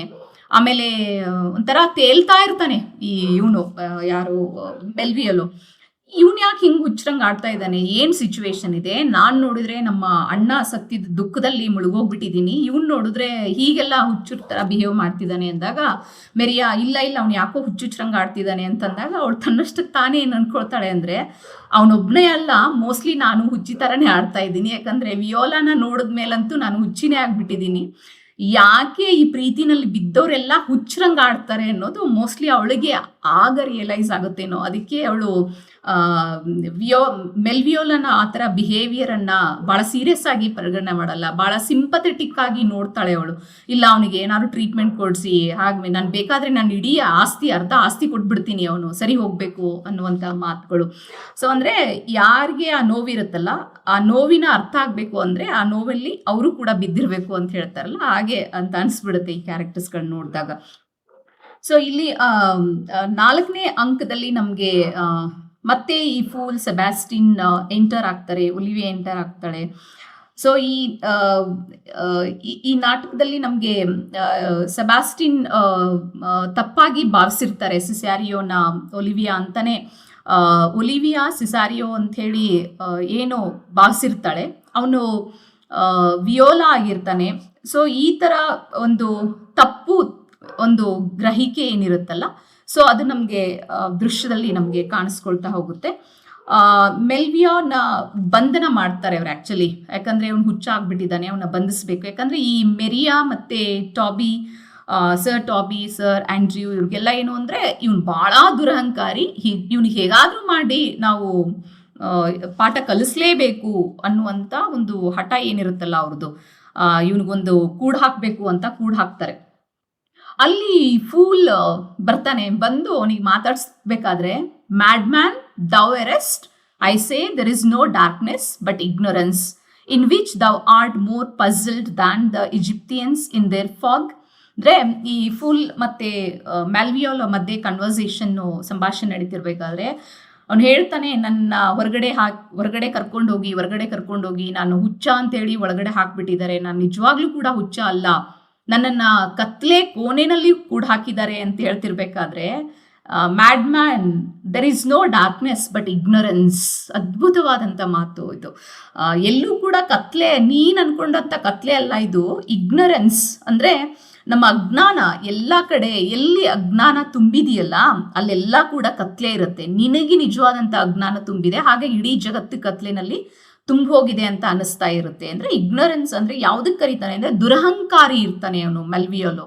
ಸೊ ಹಾಗಾಗಿ ನೀನೇನು ಆ ದುರಹಂಕಾರದ ಒಂದು ಮತ್ತಿನಲ್ಲಿ ತೇಲಾಡ್ತಾ ನಿನ್ನನ್ನು ನೀನು ಮರ್ತೋಗಿ ಭಾಳ ಸುಪೀರಿಯರ್ ಫೀಲ್ ಮಾಡ್ಕೊಳ್ತಾ ಏನಿದೆಯಲ್ಲ, ಒಬ್ಬ ಆರ್ಡಿನರಿ ಮನುಷ್ಯರ ಜೊತೆಗೆ ಮನುಷ್ಯರಾಗಿಲ್ಲ, ನೀನು ಬೇರೆ ಥರನೇ ಕಾಣಿಸ್ಕೊಳ್ತಾ ಇದೆಯಲ್ಲ, ಹಾಗಾಗಿ ನಿನಗೆ ಇಡೀ ಒಂದು ಜಗತ್ ಕತ್ಲೆನಲ್ಲಿ ಕಾಣಿಸ್ತಾ ಇದೆ ಎನ್ನುವಂಥ ಮಾತುಗಳು ಭಾಳ ಇಂಪ್ರೆಸಿವ್ ಆದಂಥ, ಭಾಳ ಅಪೀಲಿಂಗ್ ಆದಂಥ ಮಾತುಗಳನ್ನು ಈ ಫುಲ್ ಮೂಲಕ ಶೇಕ್ಸ್ಪಿಯರ್ ಕಟ್ಕೊಡ್ತಾ ಹೋಗ್ತಾರೆ ನಮಗೆ. ಈ ದೃಶ್ಯ 3ರಲ್ಲಿ ನಮಗೆ ಅಂಕದಲ್ಲಿ ಒಲಿವಿಯಾ ಮತ್ತು ಸೆಬಾಸ್ಟಿನ್ ಸೇರ್ತಾರೆ. ಸೊ ಒಲಿವಿಯಾ ಕೇಳ್ತಾಳೆ ಸೆಬಾಸ್ಟಿನನ್ನು, ಅಂದರೆ ಅವನು ಎದುರುಗಡೆ ಬಂದಾಗ ಸಿಸೇರಿಯೋ ಐಡೆಂಟಿಕಲ್ ಟ್ವಿನ್ಸ್ ಇರೋದ್ರಿಂದ ಗೊತ್ತೇ ಆಗಲ್ಲ ಅವಳಿಗೆ, ನೀನು ನನ್ನನ್ನು ಮದುವೆ ಆಗ್ಬಿಡು, ಯಾಕಂದರೆ ಅವಳದು ಒತ್ತಾಯ ಹೆಂಗಿರುತ್ತೆ ಅಂದರೆ, ಸಪೋಸ್ ನಾನೇನಾದ್ರು ಭಾಳ ಗ್ಯಾಪ್ ಕೊಟ್ಬಿಟ್ರೆ ಎಲ್ಲಿ ಮನಸ್ಸು ಚೇಂಜ್ ಮಾಡಿಬಿಡ್ತಾನೆ ಇವನು ಅನ್ನೋದಕ್ಕೆ, to any other trust but I am mad or else the lady's mad yet if it was so. ಅಂದರೆ ಸೆಬಾಸ್ಟಿನನ್ನು ಒಲಿವಿಯಾ ನೀನು ನನ್ನ ಮದುವೆ ಆಗಲೇಬೇಕು ಅಂತ ಕೇಳ್ಕೊಂಡಾಗ ಸೆಬಾಸ್ಟಿನ್ ಸ್ವಲ್ಪ ಗೊಂದಲಕ್ಕೊಳಗಾಗ್ತಾನೆ. ಆ್ಯಕ್ಚುಲಿ ಏನು ಇವಳು, ನಾನು ಯಾರು ಅಂತಾನೆ ಗೊತ್ತಿಲ್ಲ, ಏನು ಅಂತಾನೆ ಗೊತ್ತಿಲ್ಲ, ಆದರೆ ನನ್ನನ್ನು ಮದುವೆ ಆಗು ಅಂತ ಕೇಳ್ತಿದ್ದಾಳಲ್ಲ, ಇದು ಹೇಗೆ ಅಂತ ಅಂದ್ಕೊಂಡು, ಆದರೂ ಕೂಡ ಇಷ್ಟು ಸುಂದರವಾಗಿದ್ದಾಳೆ ಮತ್ತು ರಿಚ್ ಆಗಿದ್ದಾಳೆ, ಯಾಕೆ ಬಿಡಬೇಕು, ಆಗ್ಬಿಡೋಣ ಮದುವೆ ಅಂತ ಹೇಳ್ತಾ ಅವನಿಗೆ ಅನಿಸುತ್ತೆ. ಅದನ್ನು ಅದ್ಭುತವಾಗಿ ಹೇಳ್ತಾನೆ ನಾನು, to any other trust but that I am mad or else the lady's mad. ಒಂದು ನಾನು ಹುಚ್ಚ ಆಗಿರಬೇಕು, ಇಲ್ಲ ಈ ಹುಡುಗಿ ಹುಚ್ಚ ಆಗಿರಬೇಕು, ಎರಡೇ ಸಾಧ್ಯ. Yet if it was so she could not sway her house, command her followers, take and give back a face and their dispatch with such a smooth, discreet and stable bearings. As I perceive she does, there is something in that deceivable, but her the lady comes. So here the lady comes ಅಂದರೆ ಅಕಸ್ಮಾತ್ ಅವಳು ಹುಚ್ಚಿನೇ ಆಗಿದ್ರೆ ಇಷ್ಟೆಲ್ಲ ಒಂದು ಇಡೀ ಮನೆತನವನ್ನು ನೋಡ್ಕೊಳ್ಳುವಂಥ, ಇಡೀ ಜವಾಬ್ದಾರಿಯನ್ನು ಪ್ರಾಪರಾಗಿ ನಿರ್ವಹಿಸ್ತಾ ಇದ್ದಾಳೆ, ಎಲ್ಲವನ್ನ ಸಮರ್ಥವಾಗಿ ಹ್ಯಾಂಡಲ್ ಮಾಡ್ತಾ ಇದ್ದಾಳೆ, ಇಷ್ಟೆಲ್ಲ ಹೇಗೆ ಸಾಧ್ಯ ಹುಚ್ಚಿಯಾಗಿದ್ರೆ? ಎಲ್ಲ ಸರಿನೇ ಇದ್ದಾಳೆ, ಅವಳ ತಪ್ಪು ಕಲ್ಪನೆನೋ ಏನೋ ಗೊತ್ತಿಲ್ಲ, ಒಟ್ಟು ನನ್ನ ಅದೃಷ್ಟ ಅನ್ಕೊಂಡ್ಬಿಡ್ತಾನೆ ಅವನು. ಆಯಿತು ಲೇಡಿ, ನಾನು ಬರ್ತೀನಿ, ಮದುವೆ ಆಗ್ತೀನಿ ಅಂತ ಮದುವೆನೂ ಆಗ್ಬಿಡ್ತಾರೆ. ಸೊ ಹೀಗೆ ಅವರಿಬ್ರು ಒಂದು ತಪ್ಪು ಗ್ರಹಿಕೆ ಇಂದಾಗಿ ಒಂದು ಅಲ್ಲಿ ಸೆಬಾಸ್ಟಿನನ್ನೇ ಸಿಸೇರಿಯೋ ಅನ್ಕೊಂಡು ಅವಳು ಮದ್ವೆ ಆಗ್ತಾಳೆ. ಕೊನೆ ಅಂಕದಲ್ಲಿ, ಇದರ ಒಂದು 4ನೇ ಅಂಕದ ಕೊನೆ ದೃಶ್ಯದಲ್ಲಿ ಈ fool, Orsino, Viola, Antonio, Sebastian, Toby, Andrew, Fabian, ಈ ಎಲ್ಲ ಕ್ಯಾರೆಕ್ಟರ್ಗಳು ಮತ್ತೆ ನಮಗೆ ಕಾಣಿಸ್ಕೊಳ್ಳುತ್ತೆ. ಈ ಎಲ್ಲ ಸತ್ಯಗಳು ನಮಗೆ ಬಹಿರಂಗ ಆಗುತ್ತೆ. ಆ್ಯಂಡ್ ವಿಯಾಲೋ ಹೇಳ್ತಾಳೆ, and I must jocund act willingly to do you rest, 1,000 deaths would die. ಈ ಮಾತು ಯಾವಾಗ ಬರುತ್ತೆ ಅಂತಂದ್ರೆ, ಈ ಎರ್ಸಿಯಾನೋ, ಈ ಒಲಿವಿಯಾ ಯಾವಾಗ ಹೊರಗಡೆ ಬಂದು ನೀನು ನನ್ನ ಮದುವೆ ಆಗಿದೆಯಾ, ನನ್ನ ಗಂಡ ನೀನು ಏನು ನನ್ನ ಮರ್ತು ಬಿಟ್ಟಿಯಾ ಹೀಗೆಲ್ಲ ಹೇಳಿದಾಗ ಒರ್ಸಿಯಾನೋಗೆ ಸಿಟ್ಟು ಬರುತ್ತೆ. ಯಾಕಂದರೆ ನಾನು ಮದುವೆ ಆಗಬೇಕಾದಂಥ ಹುಡುಗಿನ ಇವನು ಮದುವೆ ಆಗಿದ್ದಾನಲ್ಲ ಅನ್ನುವಂಥ ಮಾತುಗಳು, ಸಂಭಾಷಣೆಗಳು ಅಲ್ಲಿ ನಡೀತಾ ಇರಬೇಕಾದ್ರೆ, ಇಲ್ಲ ರಾಜ, ಹಾಗೇನಿಲ್ಲ, ನಾನು ನಿನಗೋಸ್ಕರ 1 ಸರಿ ಅಲ್ಲ 1000 ಸರಿ ಸಾಯಕ್ಕೂ ರೆಡಿ ಇದ್ದೀನಿ, ನಿನ್ನ ಜೊತೆಗೆ ಬರ್ತೀನಿ, ಇವಳು ಯಾರು ಬೇಡ ನನಗೆ ಅಂತ ಒಲಿವಿಯಾ ಹೇಳ್ತಾರೆ. ಯಾಕಂದರೆ ಒಲಿವಿಯಾಗೆ ಅದೇ ಬೇಕಾಗಿರುತ್ತೆ. ಒರ್ಸಿಯಾನೋ ಹೇಗಾದರೂ ಮಾಡಿ ತಾನು ಮದುವೆ ಆಗಬೇಕು ಅಂತ ಆಸೆ ಪಟ್ಟಿರ್ತಾಳೆ. ಅವನಿಗೋಸ್ಕರನೇ ತನ್ನ ಪ್ರೀತಿಯನ್ನು ಇಟ್ಕೊಂಡಿರುವಂಥ ಒಂದು ಕ್ಯಾರೆಕ್ಟರ್ ಆಗಿರುತ್ತೆ. ಸೊ ಕೊನೆ ದೃಶ್ಯದಲ್ಲಿ ನಮಗೆ 5ನೇ ಅಂಕದಲ್ಲಿ ಇವೆಲ್ಲಾನು ಕೂಡ ಈ ಎಲ್ಲ ಗೊಂದಲಗಳು ಏನು ಕಾಣಿಸ್ಕೊಳ್ತಾ ಇರುತ್ತೆ ಅಲ್ಲಲ್ಲಿ, ಅಷ್ಟು ಗೊಂದಲಗಳಿಗೆ ಒಂದು ಅಂತ್ಯವನ್ನ ಶೇಕ್ಸ್ಪಿಯರ್ ಹಾಡ್ತಾರೆ. ಅಂದರೆ ಆಂಟೋನಿಯೋ ಕೂಡ ಅಲ್ಲಿ ಬರೋದ್ರಿಂದ, ಆಂಟೋನಿಯೋ ಆ್ಯಕ್ಚುಲಿ ಸೆಬಾಸ್ಟಿನ್, ವಿಯೋಲಾ ಮತ್ತು ಈ ಸರ್ ಆಂಡ್ರ್ಯೂ ಮಧ್ಯದಲ್ಲಿ ಒಂದು ಫೈಟ್ ಮಾಡಿಸ್ಬೇಕು ಅಂಥೇಳಿ ಸರ್ ಟಾಬಿ, ನೋಡು ಈ ವಿಯಾಲೋ ಸಿಸಾರಿಯೋ ಏನಿದ್ದಾನೆ, ವಿಯಾಲೋನ ಹೇಗಾದ್ರೂ ವಿಯಾಲೋ ಅವನ ಪ್ರೀತಿನಲ್ಲಿ ಬಿದ್ದಿದ್ದಾಳೆ, ಅವರಿಬ್ರು ಮದುವೆ ಆಗ್ತಾರೆ ಅಂತ ಹೇಳಿ ಅವನ ತಲೆಗೆ ತುಂಬಿ ನೀನು ಅವನ ಜೊತೆಗೆ ಫೈಟ್ ಮಾಡಬೇಕು, ಅವನನ್ನು ಸೋಲಿಸ್ಬೇಕು ಅಂತ ಹೋದಾಗ ವಿಯಾಲೋ ಒಂದು ಕಡೆ ಭಯ ಬಿದ್ದುಬಿಡ್ತಾಳೆ. ಯಾಕಂದರೆ ತಾನು ಹುಡುಗಿಯಾಗಿದ್ದೀನಿ, ಅವನ ಜೊತೆಗೆ ಹೇಗೆ ಫೈಟ್ ಮಾಡಲಿ ಅಂತ ಹೇಳಿ. ಇಷ್ಟು ನಡೀತಿರ್ಬೇಕಾದ್ರೆ ಆಂಟೋನಿಯೋ ಬಂದು ಅವಳನ್ನು ಕಾಪಾಡಿರ್ತಾನೆ. ಆ ಕಾಪಾಡಿದ ಮೇಲೆ ಅವರು ಏನು ಅರೆಸ್ಟ್ ಮಾಡಕ್ಕೆ ಬರ್ತಾರೆ, ಅವಾಗ ಈ ಆಂಟೋನಿಯೋ ಕೇಳ್ತಾನೆ, ನಾನು ನಿನಗೆ ಪರ್ಸ್ ಕೊಟ್ಟಿದ್ದೆಯಲ್ಲ ಅದನ್ನು ಕೊಡು. ನೀವು ಯಾರು ಸರ್, ನನಗೆ ಗೊತ್ತಿಲ್ಲ, ನೀವು ಹೆಲ್ಪ್ ಮಾಡಿದ್ದೀರ ಹೌದು, ಬಟ್ ನೀವು ಯಾರು ಅಂತಲೇ ಗೊತ್ತಿಲ್ಲ ಅಂದಾಗ ಆಂಟೋನಿಯೋ ತಲೆ ಕೆಟ್ಟು ಹೋಗುತ್ತೆ. ಯಾಕಂದರೆ ನಾನು ಇವನಿಗೋಸ್ಕರ ಏನೆಲ್ಲ ಮಾಡಿದ್ದೀನಿ, ನಾನು ಇವನಿಗೋಸ್ಕರ ಏನೆಲ್ಲ ಸ್ಯಾಕ್ರಿಫೈಸಸ್ನ ಮಾಡಿದ್ದೀನಿ, ಆದರೆ ಇವನಿಗೇನು ನಾನು ಯಾರು ಅಂತಲೇ ಗೊತ್ತಾಗ್ತಿಲ್ಲ ಅಂತ ಹೇಳ್ತಾ ಇದ್ದಾನಲ್ಲ, ಇದು ಯಾವ ಥರ ವ್ಯಕ್ತಿ ಇವನು ಅಂತ ಹೇಳಿ. ಒಂದೇ ನಿಮಿಷ.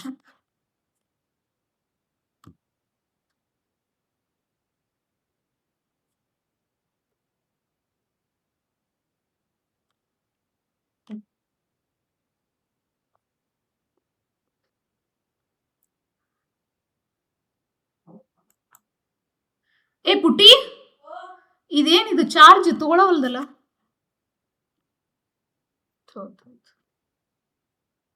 ಐತೇನು ಚಾರ್ಜ್ ಇದಕ್ಕೆ? ಎಲ್ಲೈತಿ?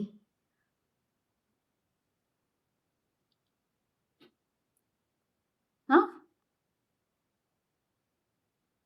ಚಾರ್ಜ್ ಆಗತೈತಿ? ಹಾಂ, ಬಿಡು. ಓಕೆ, ಸಾರಿ. ಕೊನೆಗೆ ಈ ಆಂಟೋನಿಯೋ ಈ ಥರ ಎಲ್ಲ ಕೇಳಿದಾಗ ಅವಳಿಗೆ ಕನ್ಫ್ಯೂಷನ್ ಆಗುತ್ತೆ, ಯಾಕೆ ಹಿಂಗೆ ಹೇಳ್ತಿದ್ದಾನೆ ಇವನು ಅಂತ ಹೇಳಿ. ಸೊ ಎಲ್ಲ ಕೂಡ ರಿವೀಲ್ ಆಗುತ್ತೆ. ಕೊನೆಗೆ ನಮಗೆ ಒಂದು 5ನೇ ಒಂದು ಅಂಕದಲ್ಲಿ ಈ ಎಲ್ಲ ಪಾತ್ರಗಳು ಏನು ತಮ್ಮ ಆ್ಯಕ್ಚುಲ್ ರೋಲ್ನ ಪ್ಲೇ ಮಾಡಬೇಕಾಗಿತ್ತು ಅದು ಶೇಕ್ಸ್ಪಿಯರ್ ಅಲ್ಲಿ ಕಂಪ್ಲೀಟ್ ಆಗಿ ರಿವೀಲ್ ಮಾಡ್ತಾನೆ.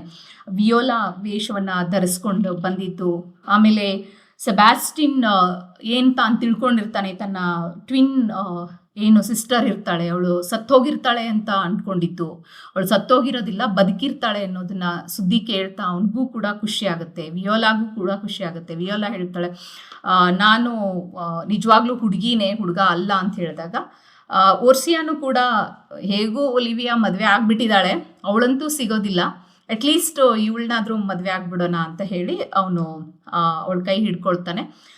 ಹೀಗೆ ಎಲ್ಲ ಕ್ಯಾರೆಕ್ಟರ್ಗಳು ಕೂಡ ತಮ್ಮ ಐಡೆಂಟಿಟಿನ ಕಾಣಿಸ್ಕೊಳ್ತವೆ. ಹಾಗೆ ಸುಖಾಂತ್ಯವಾಗಿ ನಾಟಕ ಕೊನೆಗೊಳ್ಳುತ್ತೆ. ಸೊ ಈ ಒಟ್ಟು ಎಲ್ಲ ಲಕ್ಷಣಗಳು ನಮಗೆ ಏನು ಶೇಕ್ಸ್ಪಿಯರ್ನ ಹಾಸ್ಯಮಯ ನಾಟಕಗಳಲ್ಲಿ ಕಾಣಿಸ್ಕೊಳ್ಳುವಂತಹ ನಾಟಕಗಳಲ್ಲಿ ನಾವೇನು ಅವನ ಲಕ್ಷಣಗಳನ್ನು ಐಡೆಂಟಿಫೈ ಮಾಡ್ತೀವಿ.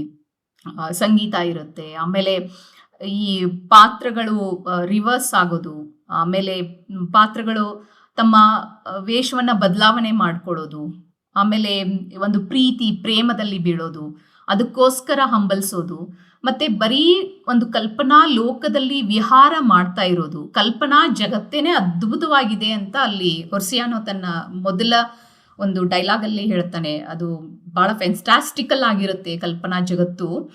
ವಾಸ್ತವ ಹಂಗಿರಲ್ಲ. ನಾವು ಕಲ್ಪನೆಯಲ್ಲಿನೇ ಅದ್ಭುತವಾಗಿ ತೇಲಾಡಿದಾಗ ನಮ್ಗೆ ಏನು ಖುಷಿ ಕೊಡ್ತಾ ಇರುತ್ತೆ, ವಾಸ್ತವ ಅಂದ ತಕ್ಷಣ ನಮ್ಗೆ ಭಯನೂ ಕೂಡ ಸ್ಟಾರ್ಟ್ ಆಗ್ತಾ ಇರುತ್ತೆ. ಸೊ ಈ ಥರ ಒಂದು ಹಾಸ್ಯದಲ್ಲಿ ನಮಗೆ ಸಾಕಷ್ಟು ಒಂದು ಚರ್ಚೆಗಳು ನಡೀತಾ. ಆಮೇಲೆ ಇನ್ನೊಂದು ಭಾಳ ಇಂಪ್ರೆಸಿವ್ ಅನ್ಸೋದೇನು ಅಂದರೆ, ಒಂದಿಷ್ಟು ನಾಟಕಗಳನ್ನ ಸುಮ್ಮನೆ ನಾನು ಮೆಲುಕು ಹಾಕ್ತಿರ್ಬೇಕಾದ್ರೆ ಈ ಮರ್ಚೆಂಟ್ ಆಫ್ ವೆನಿಸಲ್ಲಿ ಬರುವಂಥ ಪೋರ್ಷಿಯಾ, ಇಲ್ಲಿ ಬರುವಂಥ ವಿಯೋಲಾ, ಒಲಿವಿಯಾ, ಈ ಎಲ್ಲ ಪಾತ್ರಗಳು ಮಹಿಳಾ ಪಾತ್ರಗಳು, ಸ್ತ್ರೀ ಪಾತ್ರಗಳು, ಅದಕ್ಕೆ ಒಂದು ಶಕ್ತಿಯನ್ನು ಕೊಡ್ತಾ ಹೋಗ್ತಾನೆ ಶೇಕ್ಸ್ಪಿಯರ್.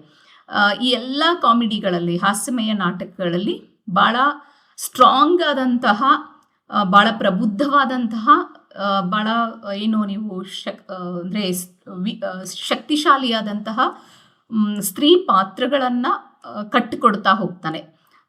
ಇದು ಒಂದು ಸಾಮಾನ್ಯ ಲಕ್ಷಣ ಅಂತ ನನಗೆ ಅನಿಸುತ್ತೆ. ಯಾಕಂದರೆ ಪೋಷ್ಯ ಅಲ್ಲಿನೂ ಕೂಡ ವೇಷಧಾರಣೆ ಆಗುತ್ತೆ, ಇಲ್ಲಿನೂ ಕೂಡ ವೇಷಧಾರಣೆ ಆಗುತ್ತೆ. ಅಲ್ಲಿನೂ ಕೂಡ ಅವಳು ಪ್ರಬುದ್ಧವಾಗಿ, ಅವಳ ಮಾತುಗಳು, ಅವಳ ಪ್ರಬುದ್ಧತೆ ನಮ್ಗೆ ಕಾಣಿಸ್ಕೊಳ್ತಾ ಹೋಗುತ್ತೆ. ಸ್ಟ್ರಾಂಗ್ ಆದಂತಹ ಸ್ತ್ರೀ ಪಾತ್ರಗಳನ್ನು ಶೇಕ್ಸ್ಪಿಯರ್ ತನ್ನ ಹಾಸ್ಯಮಯ ನಾಟಕಗಳಲ್ಲಿ ಕಟ್ಕೊಡ್ತಾ ಹೋಗ್ತಾನೆ. ಈ ಎಲ್ಲ ಲಕ್ಷಣಗಳು ನಮಗೆ ಅವನ ಹಾಸ್ಯಮಯ ನಾಟಕಗಳಲ್ಲಿ ನಮಗೆ ಕಾಣಿಸ್ಕೊಳ್ತಾ ಹೋಗುತ್ತೆ. ಅಂದರೆ ಈ ಕಾಲಕ್ಕೆ ನಾವು ಯಾಕೆ ಓದಬೇಕು? ಒಂದು 2-3 ನಿಮಿಷದಲ್ಲಿ ನಾನು ಮಾತನ್ನು ಮುಗಿಸ್ತೀನಿ. ಯಾಕೆ ಶೇಕ್ಸ್ಪಿಯರ್ನ ಮತ್ತೆ ಮತ್ತೆ ನಾವು ಓದಬೇಕಾಗತ್ತೆ, ಯಾಕೆ ನಮಗೆ ಸ್ಟಾರ್ಟ್ ಮಾಡಿಸುತ್ತೆ ಈ ನಾಟಕಗಳು ಅಂದರೆ, ಒಬ್ಬ ದುರಹಂಕಾರಿಯಾದಂತಹ ವ್ಯಕ್ತಿ ಹೇಗೆ ಹಾಸ್ಯಕ್ಕೆ ತನ್ನನ್ನು ತಾನು ಎಡೆ ಮಾಡಿಕೊಡ್ತಾನೆ, ಹೇಗೆ ಇಡೀ ಸಮಾಜ ಭಾಳ ಸೀರಿಯಸ್ ಆದಂಥ, ಭಾಳ ಗಂಭೀರವಾದಂಥ, ನಾನು ಹೀಗೆ ಮಾಡೆಸ್ಟ್ ಅಂತ ಏನು ತನ್ನನ್ನು ತಾನು ಗುರುತಿಸ್ಕೊಳ್ತಾ ಇರ್ತಾರೆ, ಆ ವ್ಯಕ್ತಿನ ಈ ಸಮಾಜ ಹೆಂಗೆ ನೋಡುತ್ತೆ, ಅವರನ್ನು ಹೇಗೆ ಮಾಕ್ ಮಾಡ್ತಾ ಇರುತ್ತೆ, ಅಂದರೆ ಅವ್ರನ್ನ ಹೇಗೆ ಹಾಸ್ಯಮಯವಾಗಿ ನೋಡ್ತಾ ಇರುತ್ತೆ. ಭಾಳ ಸೀರಿಯಸ್ ವ್ಯಕ್ತಿ ಬಂದ ನೋಡು, ಭಾರಿ ಇವನು ಅಂತ ಏನು ಹೇಳ್ತಾ ಇರುತ್ತಲ್ಲ, ಹಾಸ್ಯಮಯ ಮಾಡುತ್ತೆ. ಅವ್ರಿಗೆ ಹೇಗಾದರೂ ಮಾಡಿ ತೊಂದರೆಗಳನ್ನು ಕೊಡಬೇಕು ಅಂತ ನೋಡ್ತಾ ಇರುತ್ತೆ. ಆಮೇಲೆ ಇನ್ನೊಂದು ಕಡೆ ದುರಹಂಕಾರ ಅನ್ನೋದು ನಮ್ಮನ್ನು ನಾವು ಹೇಗೆ ಸಾಕಷ್ಟು ಸಮಸ್ಯೆಗಳ ಒಳಗಡೆ ಸಿಗಾಕೊಳ್ತೀವಿ ಅನ್ನೋದಕ್ಕೆ ಮೆಲ್ವಿಯೋಲೋ ಒಂದು ಕ್ಯಾರೆಕ್ಟರ್ ನಮಗಲ್ಲಿ ದೃಶ್ಯವಾಗಿ ಕಾಣಿಸ್ಕೊಳ್ತಾ ಹೋಗುತ್ತೆ. ಈ ಸ್ತ್ರೀ ಪಾತ್ರಗಳಂತೂ ಮೋಸ್ಟ್ಲಿ ಅದೊಂದು ಬಿಗ್ ಡಿಬೇಟ್ ಥಿಂಗ್ಸ್ಗಳಾಗ್ಬೋದೇನೋ. ಶೇಕ್ಸ್ಪಿಯರ್ ನಾಟಕಗಳಲ್ಲಿ ಏನು ಮಹಿಳಾ ಪಾತ್ರಗಳನ್ನು ಇವ್ರು ಕಟ್ಕೊಡ್ತಾರೆ. ಆಮೇಲೆ ಅಲ್ಲಲ್ಲೇ ಕಟ್ಕೊಡುವಂಥ ಅಂದರೆ ಒಂದು ಕಡೆ ಒಂದು ಲಾಸ್ಟ್ ಡೈಲಾಗ್ ಹೇಳ್ತೀನಿ ನಾನು. ಅಂದರೆ ಈ ಒರ್ಸಿಯಾನೋ ತನ್ನ ಪ್ರೀತಿ ಬಗ್ಗೆ, ಒಲಿಯಾನ ಮೇಲಿರುವಂಥ ಪ್ರೀತಿ ಬಗ್ಗೆ ಹೇಳ್ತಿರ್ಬೇಕಾದ್ರೆ ವಿಯೋಲಾ ಹೇಳ್ತಾಳೆ, ಅವಳಿಗೋಸ್ಕರ ಯಾಕೆ ಬಿದ್ದು ಸಾಯ್ತೀಯ ನೀನು, ಬಿಟ್ಟಾಕು, ಅವಳಿಗಿಂತ ನಿನ್ನನ್ನು ಭಾಳ ಇಷ್ಟಪಡೋ ವ್ಯಕ್ತಿ ಹುಡುಗಿ ಇದ್ದೇ ಇರ್ಬೋದಲ್ವಾ ಅಂತ ಹೇಳಿದಾಗ, ಕಂಪೇರ್ ಆಗಿ ಮಾಡೋಕ್ಕೆ ಹೋಗ್ಬೇಡ ನೀನು, ನನ್ನ ಪ್ರೀತಿ ಅಂದರೆ ಏನು, ಸಮುದ್ರ ಇದ್ದ ಹಾಗೆ, ಸಾಗರ ಇದ್ದ ಹಾಗೆ, ಈ ಹೆಣ್ಮಕ್ಳ ಪ್ರೀತಿ ಹಂಗಲ್ಲ, ಇದು ಒಂಥರ ಹಸುವಿದ್ದ ಹಾಗೆ, ಊಟ ಟೇಸ್ಟ್ ಮಾಡಿದ ತಕ್ಷಣ ಮುಗ್ದೋಯ್ತು ಅಲ್ಲಿಗೆ, ಆದರೆ ನಂದು ಹಂಗಲ್ಲ ಅಂತ ಹಿಂಗೆಲ್ಲ ಹೇಳ್ತಾನಲ್ಲ. ಮೋಸ್ಟ್ಲಿ ಈ ಥರದ ಮಾತುಗಳು ಭಾಳಷ್ಟು ಚರ್ಚೆಗೆ ಅವಕಾಶವನ್ನು ಮಾಡಿಕೊಡುತ್ತೆ. ಬರೀ ನಾವು ಶೇಕ್ಸ್ಪಿಯರ್ದಿಂದ ಮಾತುಗಳನ್ನ ಇಟ್ಕೊಂಡು ಸ್ತ್ರೀವಾದದ ನೆಲೆಯಲ್ಲಿ ಅದಿಷ್ಟೇ ಇಲ್ಲ, ಹಂಗೆ ಪಾತ್ರಗಳನ್ನು ಸೃಷ್ಟಿ ಮಾಡ್ದ ಶೇಕ್ಸ್ಪಿಯರ್, ಇಂಥ ಮಹಿಳಾ ಪಾತ್ರಗಳನ್ನು ಇದು ಮಾಡ್ತಾನೆ, ಬರೀ ಮಹಿಳೆಯರನ್ನ ಒಂದು ಜೋಕ್ ಆಗಿ ನೋಡೋ ಥರ ನೋಡ್ತಾರೆ, ಹಾಗೆಲ್ಲ ಬರ್ತಾ ಇದ್ರು. ಬಟ್ ಅದರ ಫಾಲೋ ಮಾಡಿನೇ ವಿಯೋಲಾನ ಡೈಲಾಗ್ಸ್ಗಳ ಮೂಲಕ ಬರೀ ಪುರುಷರಷ್ಟೇ ಅಲ್ಲ, ಸ್ತ್ರೀ ಒಳಗೂ ಕೂಡ ಅಂಥದ್ದೊಂದು ಪ್ರೀತಿ ಇರುತ್ತೆ. ಯಾಕಂದರೆ ತನ್ನ ಪ್ರೀತಿಯನ್ನು ಹೇಳ್ಕೊಳಕ್ಕಾಗ್ಲಿಕ್ಕಿಲ್ಲ, ಬಟ್ ಅವನಿಗೋಸ್ಕರ ಎಲ್ಲ ಮಾಡುವಂಥ ಕ್ಯಾರೆಕ್ಟರ್ ಇರುತ್ತಲ್ವ, ಅದು ಪ್ರೀತಿ ಅಲ್ವಾ. ಈ ಥರದ್ದು ಕೆಲವೊಂದು ಮಾತುಗಳು ನಮ್ಗಲ್ಲಿ ಕಾಣಿಸ್ಕೊಳ್ಳುತ್ತೆ. ಅಂದರೆ ಶೇಕ್ಸ್ಪಿಯರ್ ಒಟ್ಟು ಮನುಷ್ಯರು ಅನ್ನೋದನ್ನ ಮಾತಾಡ್ತಾನೆ ಹೊರತು ಅಲ್ಲಿ ಸ್ತ್ರೀ ಪುರುಷ ಅನ್ನುವಂತಹ ಯಾವುದೇ ಇದು ಶ್ರೇಷ್ಠ ಇದು ಕನಿಷ್ಠ ಅನ್ನುವಂತಹ ಮಾತುಗಳಲ್ಲಿ ನಮ್ಗೆ ಕಾಣಿಸ್ಕೊಳ್ಳೋಕೆ ಸಾಧ್ಯನೇ ಇಲ್ಲ. ಆದರೆ ನಾವು ಇಡಿಯಾಗಿ ನಾಟಕವನ್ನು ನೋಡಬೇಕಾಗತ್ತೆ. ಬರೀ ನಾವು ಒಂದು ಆ್ಯಂಗಲಿಂದ ನೋಡಿದ್ರೆ ನಮ್ಗೆ ಇದಿಷ್ಟೇ ಕಾಣಿಸ್ಕೊಳ್ತಾ ಹೋಗಿದ್ರೆ, ನಾನು ಯಾವ ಲೆನ್ಸ್ ಹಾಕ್ತೀನಲ್ಲ ಹಾಗೆ ನಾಟಕಗಳು ಕಾಣಿಸ್ಕೊಳ್ತಾ ಹೋಗುತ್ತೆ, ಪಾತ್ರಗಳು ಕಾಣಿಸ್ಕೊಳ್ತಾ ಹೋಗುತ್ತೆ. ಹಾಗಾಗಿ ನಾವು ಇಡಿಯಾಗಿ ನೋಡಿದಾಗ ಅಲ್ಲಿ ಸ್ತ್ರೀ ಪುರುಷ ಅನ್ನೋದು ಬರೋದೇ ಇಲ್ಲ. ಒಟ್ಟು ನಮಗೆ ಮನುಷ್ಯ ಮತ್ತು ಅವನಲ್ಲಿರುವಂಥ ಮನಸ್ಥಿತಿ ನಮಗೆ ಹೆಚ್ಚು ಮಹತ್ವದ್ದಾಗಿ ಕಾಣಿಸ್ಕೊಳ್ತಾ ಹೋಗುತ್ತೆ. ಸೊ ಇಷ್ಟು ಮಾತುಗಳನ್ನು ಹೇಳ್ತಾ ಸಾಧ್ಯ ಆದರೆ ಮತ್ತೊಂದಿಷ್ಟು ಚರ್ಚೆನಲ್ಲಿ ಏನಾದರೂ ಮಿಕ್ಕಿರೋದಿದ್ದರೆ ನಾನು ಹೇಳೋಕ್ಕೆ ಸಾಧ್ಯ ಆದರೆ ನಾನು ಹೇಳ್ತೀನಿ. ಇಷ್ಟೊತ್ತು ನನಗೆ ಮಾತನಾಡೋಕ್ಕೆ ಅವಕಾಶ ಕೊಟ್ಟಂಥ ಎಲ್ರಿಗೂ ಕೂಡ ವಂದಿಸ್ತಾ ನನ್ನ ಮಾತುಗಳಿಗೆ ವಿರಾಮ ನೀಡ್ತೇನೆ. ಧನ್ಯವಾದಗಳು. Thank you, madam. If music be the food of love, play on ಎಂಬ ಪ್ರಸಿದ್ಧ ಸಾಲಿನಂತೆಯೇ ತಮ್ಮ ಉಪನ್ಯಾಸವೂ ಕೂಡ ಜ್ಞಾನದ ರಸದೌತಣವನ್ನು ನಿರಂತರವಾಗಿ ಹರಿಸಿದೆ ಎಂದು ಹೇಳಬಹುದು.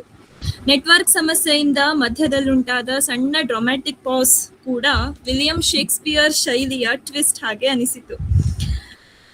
ನಾಟಕದ ಹಾಸ್ಯ, ಪ್ರೀತಿ, ಗೊಂದಲ ಮತ್ತು ಜೀವನದ ಸಂದೇಶಗಳನ್ನು ಅಷ್ಟು ಸುಂದರವಾಗಿ, ಆಳವಾಗಿ ಮತ್ತು ಮನಸ್ಸಿಗೆ ತಾಗುವಂತೆ ವಿವರಿಸಿದ ಇಂತಹ ಮನಮೋಹಕ ಹಾಗೂ ಅರ್ಥಪೂರ್ಣ ಉಪನ್ಯಾಸಕ್ಕಾಗಿ ಡಾಕ್ಟರ್ ವಿಜಯಲಕ್ಷ್ಮಿ ಅವರಿಗೆ ಅನಂತ ಅನಂತ ಧನ್ಯವಾದಗಳು. Thank you madam.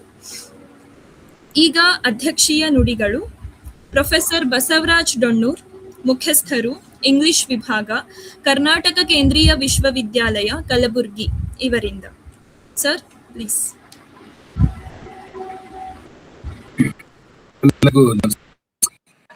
Madam,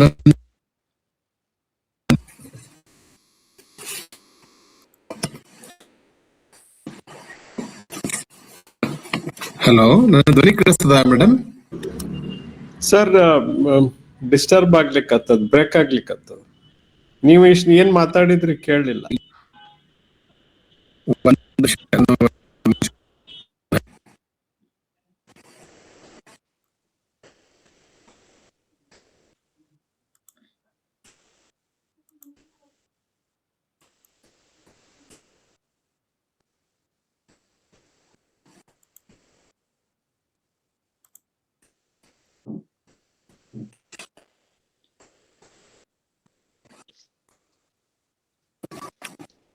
hello. Yes sir, ಕೇಳಲಿಕ್ಕತ್ತದ ಸರ್. ಧಾರವಾಡ ಕಟ್ಟೆಯ ನನ್ನ ಎಲ್ಲ ಸಂಗಾತಿಗಳೇ, ಸ್ನೇಹಿತರೇ, ಹಿರಿಯರೇ, ಎಲ್ಲರಿಗೂ ನಮಸ್ಕಾರ. ಇಲ್ಲಿಯವರೆಗೆ ಧಾರವಾಡದ ಸರ್ಕಾರಿ ಪ್ರಥಮ ದರ್ಜೆ ಕಾಲೇಜಿನಲ್ಲಿ ಸಹ ಪ್ರಾಧ್ಯಾಪಕಿಯಾಗಿ ಸೇವೆ ಸಲ್ಲಿಸುತ್ತಿರುವ ಡಾಕ್ಟರ್ ವಿಜಯಲಕ್ಷ್ಮಿ ದಾನರೆಡ್ಡಿ ಅವರ ಮಾತುಗಳನ್ನ ಕೇಳಿದ್ದೇವೆ. ವಿಜಯಲಕ್ಷ್ಮಿ ದಾನರೆಡ್ಡಿ ನನ್ನ ವಿದ್ಯಾರ್ಥಿನಿ, ಕರ್ನಾಟಕ ಕಾಲೇಜಿನಲ್ಲಿ ನನ್ನ ವಿದ್ಯಾರ್ಥಿನಿ ಆಗಿದ್ರು. ಹಾಗೆ ವಿಜಯಪುರದ ಮಹಿಳಾ ವಿಶ್ವವಿದ್ಯಾಲಯದಲ್ಲೂ ಕೂಡ ನನ್ನ ವಿದ್ಯಾರ್ಥಿನಿ. ಕಳೆದ 20 ವರ್ಷಗಳಿಂದ ನಾನು ಡಾಕ್ಟರ್ ವಿಜಯಲಕ್ಷ್ಮಿಯವರ ಬೆಳವಣಿಗೆಯನ್ನ ಬಹಳ ಹತ್ತಿರದಿಂದ ಕಂಡಿದ್ದೇನೆ. ಅವರ ಸಾಹಿತ್ಯ ನಿಷ್ಠೆ, ಬರಹ ನಿಷ್ಠೆ, ಗುರು ನಿಷ್ಠೆ, ಇದೆಲ್ಲ ನನಗೆ ಬಹಳ ಹರ್ಷವನ್ನ ತಂದಿದೆ. ಅವರ ಬಗ್ಗೆ ನನಗೆ ಬಹಳ ಭರವಸೆ ಇದೆ, ಅಭಿಮಾನವಿದೆ, ಪ್ರೀತಿ ಇದೆ, ವಿಶ್ವಾಸವಿದೆ. ಒಬ್ಬ ಶಿಕ್ಷಕನಾಗಿ ನಾನು ನನ್ನ ವಿದ್ಯಾರ್ಥಿಗಳ, ಮಂಜುನಾಥ್ ಕೂಡ ನನ್ನ ವಿದ್ಯಾರ್ಥಿ, ಯಾವಾಗ ನನ್ನ ವಿದ್ಯಾರ್ಥಿಗಳು ಅದ್ಭುತವಾಗಿ ಮಾತನಾಡುತ್ತಾರೆಯೋ ಅಥವಾ ಒಂದು ಅದ್ಭುತವಾದ ಸಾಧನೆಯನ್ನ ಮಾಡುತ್ತಾರೆಯೋ ಆಗ ನನಗೆ ಬಹಳ ಸಂತೋಷವಾಗ್ತದೆ, ನಿಜಕ್ಕೂ ಸಂತೋಷವಾಗಿದೆ. ವಿಜಯಲಕ್ಷ್ಮಿಯ ಮಾತುಗಳನ್ನ ಕೇಳಿ ನನಗೆ ಇಂದು ಎಷ್ಟು ಸಂತೋಷವಾಗಿದೆ ಅಂತಂದ್ರೆ, ನಾನು ಮಾತನಾಡುವ ಅಗತ್ಯ ಇಲ್ಲವೇ ಇಲ್ಲ ಎಂದು ಹಾಗೆ ನನಗೆ ಅನಿಸ್ತಾ ಇದೆ. I don't have to speak. She has spoken so well. ಸುಮಾರು 65-70 ನಿಮಿಷಗಳ ಕಾಲ ಶೇಕ್ಸ್ಪಿಯರ್ನ ಬಹಳ ಪ್ರಸಿದ್ಧ ಹಾಸ್ಯ ನಾಟಕ 12th ನೈಟ್, ಈ ನಾಟಕದ ಬಗ್ಗೆ ಮಾತನಾಡಿದ್ರು. ನಾಟಕದ ಕಥಾ ವಸ್ತುವಿನ ಬಗ್ಗೆ, ನಾಟಕದ ಭಾಷೆಯ ಬಗ್ಗೆ, ಬೇರೆ ಬೇರೆ ನಾಟಕಗಳ ಬಗ್ಗೆ, ಈ ನಾಟಕದ ತಾತ್ವಿಕತೆಯ ಬಗ್ಗೆ ಮತ್ತು ಈ ನಾಟಕ ಕಟ್ಟಿಕೊಡುವ ಲೋಕ ದರ್ಶನದ ಬಗ್ಗೆ, ಬೇರೆ ಬೇರೆ ಸಂಗತಿಗಳ ಬಗ್ಗೆ ಸುಮಾರು 60ರಿಂದ 65 ನಿಮಿಷಗಳ ಕಾಲ ಬಹಳ ಅದ್ಭುತವಾಗಿ ವಿಜಯಲಕ್ಷ್ಮಿ ಮಾತನಾಡಿದ್ರು. ಹೀಗಾಗಿ ನಾನು ಧಾರವಾಡ ಕಟ್ಟೆಯ ಪರವಾಗಿ, ನಿಮ್ಮೆಲ್ಲರ ಪರವಾಗಿ ಅವರಿಗೆ ಕೃತಜ್ಞತೆಗಳನ್ನ, ಶುಭಾಶಯಗಳನ್ನ ತಿಳಿಸ್ತೇನೆ. ಆ ಅವರ ಅನೇಕ ಮಾತುಗಳು, ವಿಚಾರಗಳು, ಅಭಿಪ್ರಾಯಗಳು ನನಗೆ ಹಿಡಿಸಿದವು. ಒಂದು ಮಾತು ಏನಾಗಿತ್ತು ಅಂದ್ರೆ, ಶೇಕ್ಸ್ಪಿಯರ್ನ ಪಾತ್ರಗಳು, ಅಲ್ಲಿ ಸಣ್ಣ ಪಾತ್ರಗಳು ದೊಡ್ಡ ಪಾತ್ರಗಳು ಅಂತ ಏನಿಲ್ಲ, ಅವನ ನಾವು ಮೈನರ್ ಕ್ಯಾರೆಕ್ಟರ್ಸ್ ಅಂತೇವಲ್ಲ ಮಂಜುನಾಥ್, ಈ ಅತ್ಯಂತ ಸಣ್ಣ ಪಾತ್ರಗಳು ಕೂಡ ಓದುಗರ ಮೇಲೆ, ಕೇಳುಗರ ಮೇಲೆ, ಪ್ರೇಕ್ಷಕರ ಮೇಲೆ ಗಾಢವಾದ ಪರಿಣಾಮವನ್ನ, ಪ್ರಭಾವವನ್ನ ಬೀರಬಹುದು ಎಂಬ ಮಾತು ಬಹಳ ಸತ್ಯವಾದದ್ದು. ಅನೇಕ ನಾಟಕಗಳಲ್ಲಿ ಮೈನರ್ ಕ್ಯಾರೆಕ್ಟರ್ಸ್ಗಳು ದೊಡ್ಡ ದೊಡ್ಡ ಸತ್ಯವನ್ನ ಮಾತಾಡ್ತವೆ. ಉದಾಹರಣೆಗೆ ಹ್ಯಾಮ್ಲೆಟ್ ನಾಟಕದಲ್ಲಿ ಮೆಲೂನಸ್ ಅಂತ ಒಂದು ಪಾತ್ರ ಬರ್ತದೆ ಪ್ರಾರಂಭದಲ್ಲಿ. ಅವನು ಹೇಳ್ತಾನೆ, there are more things in heaven and earth dear Horatio there are dreamt of in your philosophy ಅಂತಾನೆ ಅವನು. Something is rotten in the state of Denmark. ಇದು ಯಾವುದೋ ದೊಡ್ಡ ಪಾತ್ರ ಆಡಿದ ಮಾತಲ್ಲ ಇದು. ಸೊ ಹೀಗೆ ಶೇಕ್ಸ್ಪಿಯರ್ನ ಅನೇಕ ನಾಟಕಗಳಲ್ಲಿ ಬಹಳ ಬಹಳ ಸಣ್ಣ ಸಣ್ಣ ಪಾತ್ರಗಳು ದೊಡ್ಡ ದೊಡ್ಡ ಮಾತುಗಳನ್ನ, ದೊಡ್ಡ ದೊಡ್ಡ ತಾತ್ವಿಕತೆಯನ್ನ, ಫಿಲಾಸಫಿಯನ್ನ ಹೇಳಿದ ಅನೇಕ ನಿದರ್ಶನಗಳು ಇವೆ.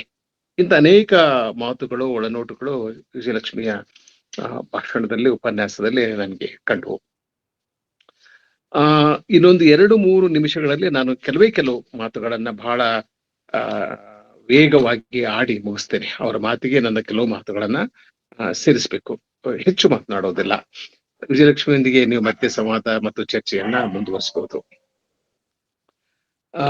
ಅದೇನಂದ್ರೆ, ಈ ನಾಟಕ ನನಗೆ ಒಂದು 8 ಕಾರಣಗಳಿಗಾಗಿ ಇಷ್ಟ ಆಗ್ತದೆ. ಅದ್ರ ಬಗ್ಗೆ ಸುಮ್ಮನೆ ಕಾರಣಗಳನ್ನ ಹೇಳ್ತಾ ಹೋಗ್ತೇನೆ, ವಿಶ್ಲೇಷಣೆ ಮಾಡೋದಿಲ್ಲ, ಎಕ್ಸ್ಪ್ಲೈನ್ ಮಾಡೋದಿಲ್ಲ. ಮೊದಲನೇದು ಮಾನವ ಸ್ವಭಾವದ ಆಳವಾದ ಚಿತ್ರಣ. ಶೇಕ್ಸ್ಪಿಯರ್ ನಮಗೆ ಬಹಳ ಪ್ರಮುಖ ಲೇಖಕ ಆಗ್ಲಿಕ್ಕೆ ಕಾರಣ ಅಂದ್ರೆ ಇದೆ. ಅಂದ್ರೆ ಮನುಷ್ಯನ ಸ್ವಭಾವವನ್ನ ಶೇಕ್ಸ್ಪಿಯರ್ ಎಷ್ಟು ಅಧಿಕೃತವಾಗಿ, ಎಷ್ಟು ಆಳವಾಗಿ ಚಿತ್ರಿಸುತ್ತಾನೆಯೋ ಅಷ್ಟು ಬೇರಾವ ಲೇಖಕನು ಮಾಡೋದಿಲ್ಲ ಅಂತ ನನಗೆ ಅನಿಸ್ತದೆ. ಈ ನಾಟಕದಲ್ಲಿ ಪ್ರೀತಿ ಇದೆ, ಪ್ರೀತಿ ಅನೇಕ ಚೆಹರೆಗಳಿವೆ, ಆಸೆಯ ಬಗ್ಗೆ, ಮಹತ್ವಾಕಾಂಕ್ಷೆ ಬಗ್ಗೆ ಮಾತನಾಡ್ತಾನೆ. ಮತ್ತು ಈ ಮಿಸ್ಟೇಕನ್ ಐಡೆಂಟಿಟಿ ಇದೆಯಲ್ಲ, ಇದೊಂದು ದೊಡ್ಡ ಫಿಲಾಸಫಿ. ಬಹಳ ಜನರು ಏನಂತಾರೆ, ಇಲ್ಲ ಅವನು ಅವ ಹೆಣ್ಣಿದ್ದ ಗಂಡಾದ, ಗಂಡಿದ್ದ ಹೆಣ್ಣಾದ ಅಂತಾನೆ ಅವನು.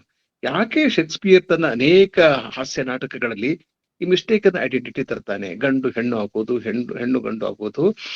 It's not only for the purpose of creating laughter.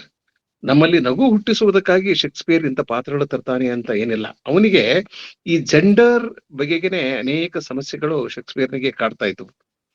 ಅವನ ನಾಟಕಗಳನ್ನ ನಾವು ಓದಿದರೆ, ಅವನ ಸುನಿತೆಗಳನ್ನ ಸರಿಯಾಗಿ ಓದಿದರೆ ನಮಗೆ ಅರ್ಥ ಆಗ್ತೈತಿ. ಯಾಕಂದ್ರೆ ಯಾಕೆ ಒಬ್ಬ ಪುರುಷ ಹೆಣ್ಣಾಗ್ಬಾರ್ದು, ಹೆಣ್ಣು ಗಂಡಾಗ್ಬಾರ್ದು, ಈಗಿನ ರೀತಿಯಲ್ಲ, ಈಗೇನ್ ಜೆಂಡರ್ ಬದಲು ಮಾಡ್ಕೊಂಡು ಆಗ್ತೀವಲ್ಲ ಆ ರೀತಿಯಾಗಿ ಅಲ್ಲ. ಸೊ ಅನೇಕ ಪುರುಷರಲ್ಲಿ ಇಲ್ಲ, ಸಾಧ್ಯ ಆದ್ರೆ ನಾನು ಹೆಣ್ಣಾಗ್ಬೇಕು ಅಂತಕ್ಕಂಥ ಒಂದು ಆಸೆ ಇರ್ತದೆ. ಹಾಗೆ ಅನೇಕ ಸ್ತ್ರೀಯರಲ್ಲಿ ಚಾನ್ಸ್ ಸಿಕ್ಕರೆ ಏನಾದ್ರೂ ಆದ್ರೆ ನಾನು ಗಂಡಾಗ್ಬೇಕು ಅಂತ ಅನಿಸ್ತಾ ಇರ್ತದೆ ಅನ್ನೋದ್ರ ಬಗ್ಗೆ ಮಾತನಾಡ್ತಾನೆ. ಅಂದ್ರೆ ಪ್ರತಿಯೊಬ್ಬ ಮನುಷ್ಯನಲ್ಲಿ ಒಂದು ಗಂಡು ಇರ್ತದೆ, ಒಂದು ಹೆಣ್ಣು ಇರ್ತದೆ. ಇಂಥ ಅನೇಕ ತಾತ್ವಿಕ ಸಂಗತಿಗಳನ್ನ ದೃಷ್ಟಿಯಲ್ಲಿಟ್ಟುಕೊಂಡು ಶೇಕ್ಸ್ಪಿಯರ್ ಇಂಥ ಪಾತ್ರಗಳನ್ನ, ಸನ್ನಿವೇಶಗಳನ್ನ ಸೃಷ್ಟಿ ಮಾಡಿದ ಅಂತ ನಾನು ಅಂದ್ಕೊಂಡಿದ್ದೇನೆ. ಈ ನಾಟಕದಲ್ಲಿ ಹಾಸ್ಯ ಇದೆ, ಮನೋರಂಜನೆ ಇದೆ, ಅದ್ರ ಬಗೆಗೆ ವಿಜಯಲಕ್ಷ್ಮಿ ಹೇಳಿದ್ದಾರೆ. ಇನ್ನೊಂದು ಈ ಲಿಂಗ ಮತ್ತು ಅಸ್ತಿತ್ವದ ಹುಡುಕಾಟ. ಅದನ್ನೇ ಈಗ ಅದು ಬಹಳ ದೊಡ್ಡ ಪ್ರಮಾಣದಲ್ಲಿ ಈ ನಾಟಕದಲ್ಲಿ ಕಾಣಿಸ್ತದೆ. ಅದನ್ನ ನಾನು ಅದನ್ನ ಒಟ್ಟೆ ಎಕ್ಸ್ಪ್ಲೇನ್ ಮಾಡ್ಲಿಕ್ಕೆ ಹೋಗೋದಿಲ್ಲ. ಮತ್ತೊಂದು ಈ ನಾಟಕದ ಭಾಷೆ ಸೌಂದರ್ಯ. ಶೇಕ್ಸ್ಪಿಯರ್ನ ಶಕ್ತಿ ಸಾಮರ್ಥ್ಯ ಇರುವುದೇ ಅವನ ಭಾಷೆಯಲ್ಲಿ. ವಿಜಯಲಕ್ಷ್ಮಿ ಅನೇಕ ಒಳ್ಳೆಯ ಡೈಲಾಗ್ಸ್ ಗಳನ್ನ ಕೋಟ್ ಮಾಡಿ ಹೇಳಿದ್ರು. ಸೊ ಆ ಕಾರಣಕ್ಕಾಗಿ ಈ ನಾಟಕ ನನಗೆ ಇಷ್ಟ ಆಗ್ತದೆ, ಅನೇಕ ಜನರಿಗೂ ಕೂಡ ಇಷ್ಟ ಆಗಿದೆ. ಮತ್ತೊಂದು, ಪ್ರೀತಿಯ ವಿವಿಧ ರೂಪಗಳು ಇಲ್ಲಿ ಸಿಗ್ತವೆ. ಒಂದು ಏಕಪಕ್ಷೀಯ ಪ್ರೀತಿ. ಜಗತ್ತಿನಲ್ಲಿ ಅನೇಕ ಜನರ ಪ್ರೀತಿ ಏಕಪಕ್ಷೀಯವಾಗಿರ್ತದೆ. ಪ್ರೀತಿ ಮಾಡದ ಯಾವ ವ್ಯಕ್ತಿಯೂ ಇಲ್ಲ. ಆದ್ರೆ 199 ಜನ ಹೇಳೋದಿಲ್ಲ ಅದನ್ನ. ಈ ನಾಟಕದಲ್ಲೂ ಕೂಡ ಒಂದು ಮಾತು ಬರ್ತದೆ, she never told Har love ಅಂತಕ್ಕಂಥ ಒಂದು ಡೈಲಾಗ್ ಈ ನಾಟಕದಲ್ಲಿ ಬರ್ತದೆ. ಹೀಗಾಗಿ many of us love but we never tell that we love. ಹೀಗಾಗಿ ಅದು ಏಕಪಕ್ಷೀಯ ಪ್ರೀತಿಯಾಗಿ ಉಳ್ಕೊಂಡ್ ಬಿಡ್ತದೆ. ಹಾಗೆ ಭ್ರಮೆಯ ಪ್ರೀತಿ ಇರ್ತದೆ, ನಿಜವಾದ ಪ್ರೀತಿ ಇರ್ತದೆ. ಈ ನಿಜವಾದ ಪ್ರೀತಿಯ ಬಗ್ಗೆ ಶೇಕ್ಸ್ಪಿಯರ್ನಿಗೆ ಒಂದು ದೊಡ್ಡ ಕ್ರೇಜ್ ಇತ್ತು. ಅದ್ರ ಬಗೆಗೆ ನೀವು ಮತ್ತೆ ಆಲೋಚನೆ ಮಾಡಬಹುದು. ಇನ್ನೊಂದು, ಪಾತ್ರಗಳ ವೈವಿಧ್ಯತೆ ಬಗೆಗೆ ವಿಜಯಲಕ್ಷ್ಮಿ ಹೇಳಿದ ಮಾತು ನನಗೆ ಬಹಳ ಇಷ್ಟ ಆಗ್ತು. ಪ್ರತಿಯೊಂದು ಪಾತ್ರ ಕೂಡ ಬಹಳ ವಿಶಿಷ್ಟವಾಗಿರ್ತದೆ. ಆಮೇಲೆ ಮೈನರ್ ಕ್ಯಾರೆಕ್ಟರ್ ಕೂಡ ನಮ್ಮ ಮನಸ್ಸಿನಲ್ಲಿ ಉಳಿತವೆ. ಇನ್ನೊಂದು, ರಂಗಭೂಮಿಯ ಏನೋ ಅಗಾಧವಾದಂತ ಸಾಧ್ಯತೆಗಳ ಬಗ್ಗೆ ನಾವು ಆಲೋಚನೆ ಮಾಡಬೇಕು. ರಂಗಭೂಮಿಯ ಮೇಲೆ ಈ ನಾಟಕ ಫೇಲ್ ಆದ ಉದಾಹರಣೆ ಇಲ್ಲ ಅಂತ ಒಂದು ಶಕ್ತಿ ಈ ನಾಟಕಕ್ಕಿದೆ. ಎಲ್ಲಕ್ಕಿಂತ ಹೆಚ್ಚಾಗಿ ಈ ನಾಟಕ ನಮಗೆ ಆತ್ಮಾವಲೋಕನ ಮಾಡಿಕೊಳ್ಳಿಕ್ಕೆ ಪ್ರೇರಣೆಯನ್ನ ನೀಡ್ತದೆ. ಜೀವನದ ಬಗ್ಗೆ ಆಲೋಚನೆ ಮಾಡಲು ನಮಗೆ ಇದು ಪ್ರೇರಣೆ ನೀಡ್ತದೆ. ಯಾವುದೇ ಒಂದು ಸಾಹಿತ್ಯ ಕೃತಿ, ಒಂದು ದೊಡ್ಡ ಸಾಹಿತ್ಯ ಕೃತಿ ಕೊನೆಯದಾಗಿ ಅಂತಿಮವಾಗಿ ನಮ್ಮ ಬಗ್ಗೆ ನಮ್ಮ ಕುರಿತು ನಮ್ಮಲ್ಲಿ ಒಂದು ಆಳವಾದ ತಿಳಿವನ್ನ, ಅರಿವನ್ನ ಹುಟ್ಟಿಸಬೇಕು ಮತ್ತು ನಮಗೆ ಆತ್ಮಾವಲೋಕನ ಮಾಡಿಕೊಳ್ಳಲಿಕ್ಕೆ ಪ್ರೇರಣೆ ನೀಡಬೇಕು. ಆತ್ಮಾವಲೋಕನ ಮಾಡಿಕೊಳ್ಳಲಿಕ್ಕೆ ಪ್ರೇರಣೆ ನೀಡದ ಯಾವ ಕೃತಿಯೂ ದೊಡ್ಡ ಕೃತಿ ಆಗೋದಿಲ್ಲ. ಸೊ ಶೇಕ್ಸ್ಪಿಯರ್ನ ಹೆಚ್ಚು ಕಡಿಮೆ ಎಲ್ಲಾ ನಾಟಕಗಳು ನಮಗೆ ಅಂತ ಒಂದು ಪ್ರೇರಣೆಯನ್ನ, ಸ್ಫೂರ್ತಿಯನ್ನ ನೀಡ್ತವೆ. ಸ್ನೇಹಿತರೆ, ಇಷ್ಟು ಮಾತುಗಳು ಈ ಸಂದರ್ಭದಲ್ಲಿ ಸಾಕು. ನೀವು ದಯವಿಟ್ಟು ವಿಜಯಲಕ್ಷ್ಮಿ ಅವರೊಂದಿಗೆ ಸಂವಾದವನ್ನ, ಚರ್ಚೆಯನ್ನ ಮುಂದುವರಿಸಬಹುದು. ಮತ್ತೆ ಮುಂದಿನ ಗುರುವಾರ ಭೇಟಿಯಾಗೋಣ. ಮುಂದಿನ ಗುರುವಾರ ರಾಜ್ಕುಮಾರ್ ಅವರ ಜನ್ಮದಿನ. ಒಂದು ನಮ್ಮ ಕನ್ನಡ ವಿಶ್ವವಿದ್ಯಾಲಯದ ಪ್ರಾಧ್ಯಾಪಕ ವೆಂಕಟಗಿರಿ ದಳವಾಯಿ ಅವರು ರಾಜ್ಕುಮಾರ್ ಕುರಿತು ಮಾತನಾಡಲಿದ್ದಾರೆ. ಮತ್ತೆ ಮುಂದಿನ ಶನಿವಾರ ಮತ್ತೊಬ್ಬ ವಿದ್ವಾಂಸರು ಶೇಕ್ಸ್ಪಿಯರ್ನ ಕೊನೆಯ ನಾಟಕದ ಬಗ್ಗೆ ಮಾತನಾಡಲಿದ್ದಾರೆ. ಅಲ್ಲಿಗೆ ಇವು 2 ಸಿರೀಸ್, ಈ ಉಪನ್ಯಾಸ ಮಾಲಿಕೆಗಳು ಮುಕ್ತಾಯವಾಗ್ತವೆ. ಮೇದಿಂದ 2 ಹೊಸ ಮಾಲಿಕೆಗಳು ಶುರು ಆಗ್ತವೆ. ಒಂದು ಗ್ರೀಕ್ ನಾಟಕಗಳ ಬಗ್ಗೆ ಒಂದು ಉಪನ್ಯಾಸ ಮಾಲಿಕೆ, ಮತ್ತೊಂದು ಕನ್ನಡದ 50 ಪ್ರಾತಿನಿಧಿಕ ಕಾದಂಬರಿಗಳ ಕುರಿತು ಒಂದು ಉಪನ್ಯಾಸ ಮಾಲಿಕೆ ಪ್ರಾರಂಭವಾಗಲಿದೆ. ಈಗಾಗಲೇ ಇಂಗ್ಲಿಷ್ ನಲ್ಲಿ ಒಂದು ಉಪನ್ಯಾಸ ಮಾಲಿಕೆ ಶುರುವಾಗಿದೆ. ಈ ಎಲ್ಲ ಉಪನ್ಯಾಸಗಳನ್ನ ತಾವು ದಯವಿಟ್ಟು ಪ್ರೀತಿಯಿಂದ ಕೇಳಿಸ್ಕೊಳ್ಬೇಕು, ನಮ್ಮೊಂದಿಗೆ ಇರಬೇಕು, ಕಟ್ಟಿಯೊಂದಿಗೆ ಇರಬೇಕು. ನಿಮ್ಮ ಸಹಾಯ ಸಹಕಾರವನ್ನು ಕೋರುತ್ತಾ, ನಿಮ್ಮೆಲ್ಲರಿಗೂ ಶುಭ ಕೋರುತ್ತಾ ನನ್ನ ಮಾತುಗಳನ್ನು ಮುಗಿಸ್ತೇನೆ. ನಮಸ್ಕಾರ. ನಮಸ್ಕಾರ ಮೇಡಮ್. ಉಪನ್ಯಾಸ ಬಹಳ ಚೆನ್ನಾಗಿತ್ತು. ದಿನ ನಿಮಗೆ ನಿರೂಪಕಿಯನ್ನಾಗಿ ನೋಡಿದ್ವಿ, ಇವತ್ತು ಉಪನ್ಯಾಸಕಿಯಾಗಿ ನೋಡಿದ್ವಿ. ಮೇಡಮ್, ತಾವೊಂದು ಮಾತು ಹೇಳಿದ್ರಿ, ಒಬ್ಬ ಮನುಷ್ಯ ತನ್ನ ಕೃತ್ಯಗಳಿಂದ ಹೇಗೆ ಬೇರೆಯವರಿಗೆ ಹಾಸ್ಯಕ್ಕೆ ಒಳಗಾಗ್ತಾನೆ, ಬೇರೆಯವರಿಂದ ಅಪಹಾಸ್ಯಕ್ಕೆ ಒಳಗಾಗ್ತಾನೆ. ಒಬ್ಬ ದುರಹಂಕಾರಿ ಮನುಷ್ಯನು ಸಹಿತ ತನ್ನ ಹುಚ್ಚಾಟದಿಂದ, ತನ್ನ ಕೃತ್ಯಗಳಿಂದ ಯಾವ ರೀತಿ ಜನರ ಬಾಯಿಗೆ ಮಾತಾಗ್ತಾನೆ ಅಂತ ಇದನ್ನ ಹೇಳಿದ್ದು ನೋಡಿದ್ರೆ, ನೀವು ಇತ್ತೀಚಿನ ವಿದ್ಯಮಾನದಲ್ಲಿ ಈಗಿನ ಜಗತ್ತಿನ ಅತ್ಯಂತ ಬಲಿಷ್ಠ ರಾಷ್ಟ್ರದ ದೊರೆಯ ಬಗ್ಗೆನೇ ವಿಶ್ಲೇಷಣೆ ಮಾಡಿದ್ರೆ ಅನ್ನುವಂತ ಅನಿಸ್ತು ಮೇಡಮ್. ಹೌದು ಸರ್, ಅದನ್ನೇ ಹಾಗೇನೆ ಎಲ್ಲಾ ನಾಟಕಗಳು. ಯಾಕೆ ನಮ್ಗೆ ಶೇಕ್ಸ್ಪಿಯರ್ ನಾಟಕಗಳು ಎಲ್ಲ ಕಾಲಕ್ಕೂ ಸಲ್ಲುವಂತ ಬರಹಗಾರ, ನಾಟಕಕಾರ ಅಂತ ಅನ್ನಿಸ್ಕೊಳ್ಳೋದೇ ಈ ಕಾರಣಕ್ಕಾಗಿ. ನಮ್ಮ ಸುತ್ತಲೂನೇ ಬರೀ ಒಂದು ಇವತ್ತಿನ ಜಗತ್ತಿನಲ್ಲಿ ಏನು ದೊಡ್ಡಣ್ಣ ಅಂತ ಕರೆಸ್ಕೊಳ್ಳುವಂತ ದೇಶದ ಪ್ರೆಸಿಡೆಂಟ್ ಇರ್ಬೋದು, ಅಲ್ಲಿ ತುಂಬಾ ದೂರ ಹೋಗೋದು ಬೇಡ. ನಮ್ಮ ಸುತ್ತಲೂ ಕೂಡ ಎಷ್ಟೊಂದು ಜನ ದಿನನಿತ್ಯ ಅಂತ ಕ್ಯಾರೆಕ್ಟರ್ಸ್ಗಳು ನಮ್ಮನ್ನ ನಾವು ಸುತ್ತಲೂ ನೋಡ್ಕೊಂಡಾಗ ದಿನ ಅಂಥದ್ದೊಂದು ಕ್ಯಾರೆಕ್ಟರ್ ಆದ್ರೂ, ಅಂತ ಒಂದು ವ್ಯಕ್ತಿನಾದ್ರೂ ನಮ್ಮ ಜೀವನದಲ್ಲಿ ದಿನಾನು ಬಂದು ಹೋಗ್ತಾ ಇರ್ತಾರೆ. ಹೆಸರುಗಳು ಬೇರೆ ಇರ್ಬೋದು ಅಷ್ಟೇನೆ, ಬಟ್ ನಾವು ಅವ್ರನ್ನ ಹೀಗೆ ಗುರ್ತಿಸ್ಕೋಬಹುದು. ಶೇಕ್ಸ್ಪಿಯರ್ ಆಗ್ಲೇನೆ ಇಂಥ ಸ್ವಭಾವ ಜನ ಬರ್ತಾರೆ ಅಂತ ಗುರ್ತು ಮಾಡ್ಬಿಟ್ಟಿದೆ ನೋಡ್ರಿ. ಹಾ, thank you sir. Thank you madam.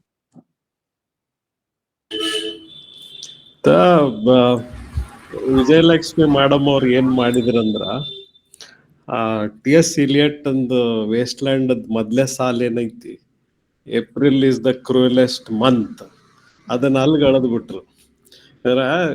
ಎಷ್ಟು ಚಂದಾಗೆ, ಎಷ್ಟು ಕಾಮಾಗೆ, ಸಂತೋಷದಿಂದ you could see how much she has enjoyed reading, studying and analysing the play.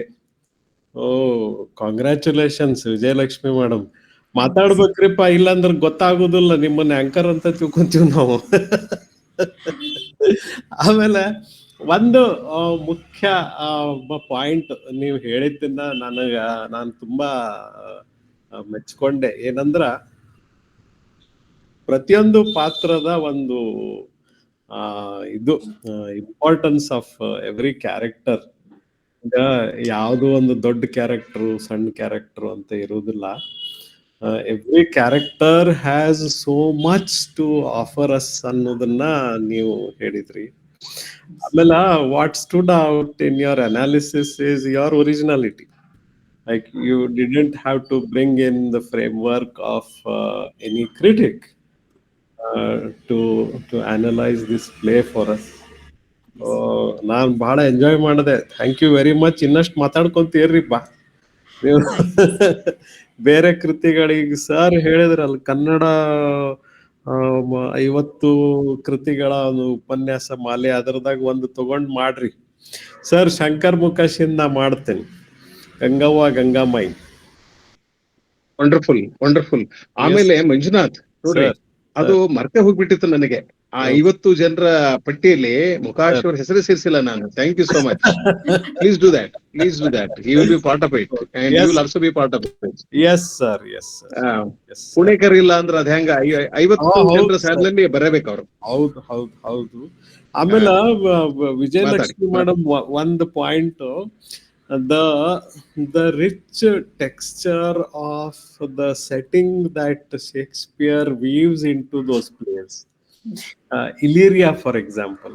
Correct. King Lear na Vaidu, he places in France. And you have Merchant of Venice in that popular port.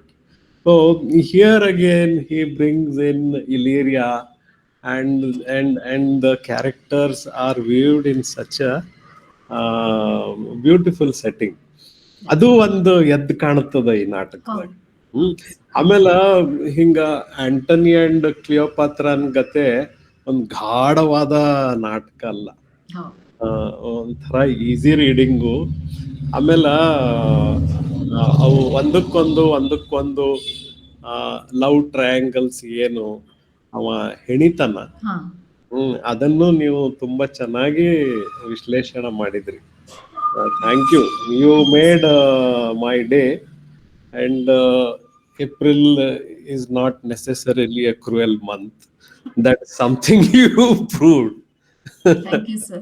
Thank you very Actually, much. I need to be thankful to sir, ಯಾಕಂದ್ರೆ ನಾನು ಟ್ರೈಟಸ್ and ಆಂಟ್ರೋನಿಕಸ್ ನಾಟಕ choose ಮಾಡ್ಕೊಂಡಿದ್ದೆ. ಅದ್ರ ಮೇಲೆ ನಾನು tragedy ಮೇಲೆ ಮಾತಾಡ್ತೀನಿ sir ಅಂಥೇಳಿ. ಆಮೇಲೆ ಸರ್ ನನಗಿಲ್ಲ 12th ಇನ್ನೂ ಎಷ್ಟು ನಾಟಕ ಉಳ್ಕೊಂಡಿದೆ ಅಂತ ಕೇಳಿದ್ರು. ನಾನು ಇನ್ನೊಂದು 3 ನಾಟಕ ಉಳ್ಕೊಂಡಿದೆ ಸರ್, 12th ನೈಟ್ ಇದೆ, ಅದು ನೀವು ಮಾತಾಡಿ ಅಂತಂದೆ.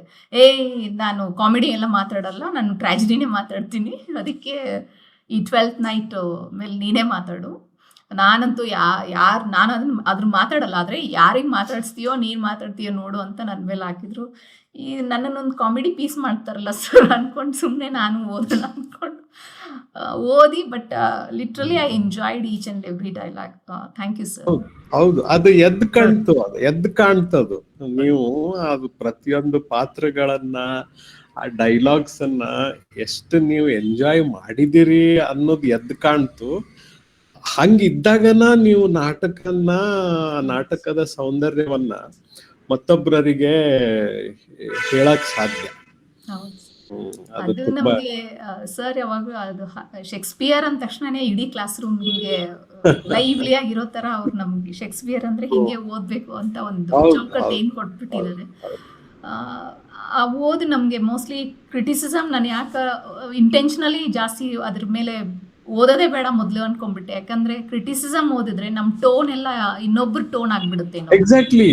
I don't want to bring it. I just want to find something which I literally wants to find it. ಇಲ್ಲ, ಈಗ ನಾವು ಬಹಳಷ್ಟು ಮಂದಿ ರಿಸರ್ಚು PhD ಇದನ್ನೆಲ್ಲ ಮಾಡ್ತೀವಲ್ಲ. ಈಗ ಶಿಂತ್ರಿ ಮೇಡಮ್ ಅವ್ರು ನಮಗ್ ಕಲ್ಸಿಲ್ಲ. ನಾವೆಲ್ಲ ಬರೋ ಅಷ್ಟೊತ್ತಿಗೆ ಅವ್ರು ರಿಟೈರ್ ಆಗಿ ಹೋದ್ರು. ಸರೋಜಿನಿ ಶಿಂತ್ರಿ ಮೇಡಮ್, ಡೋನರ್ ಸರ್ಗೆಲ್ಲ ಅವ್ರು ಕೇಳ್ಯಾರ ಅವ್ರ ಬಗ್ಗೆ.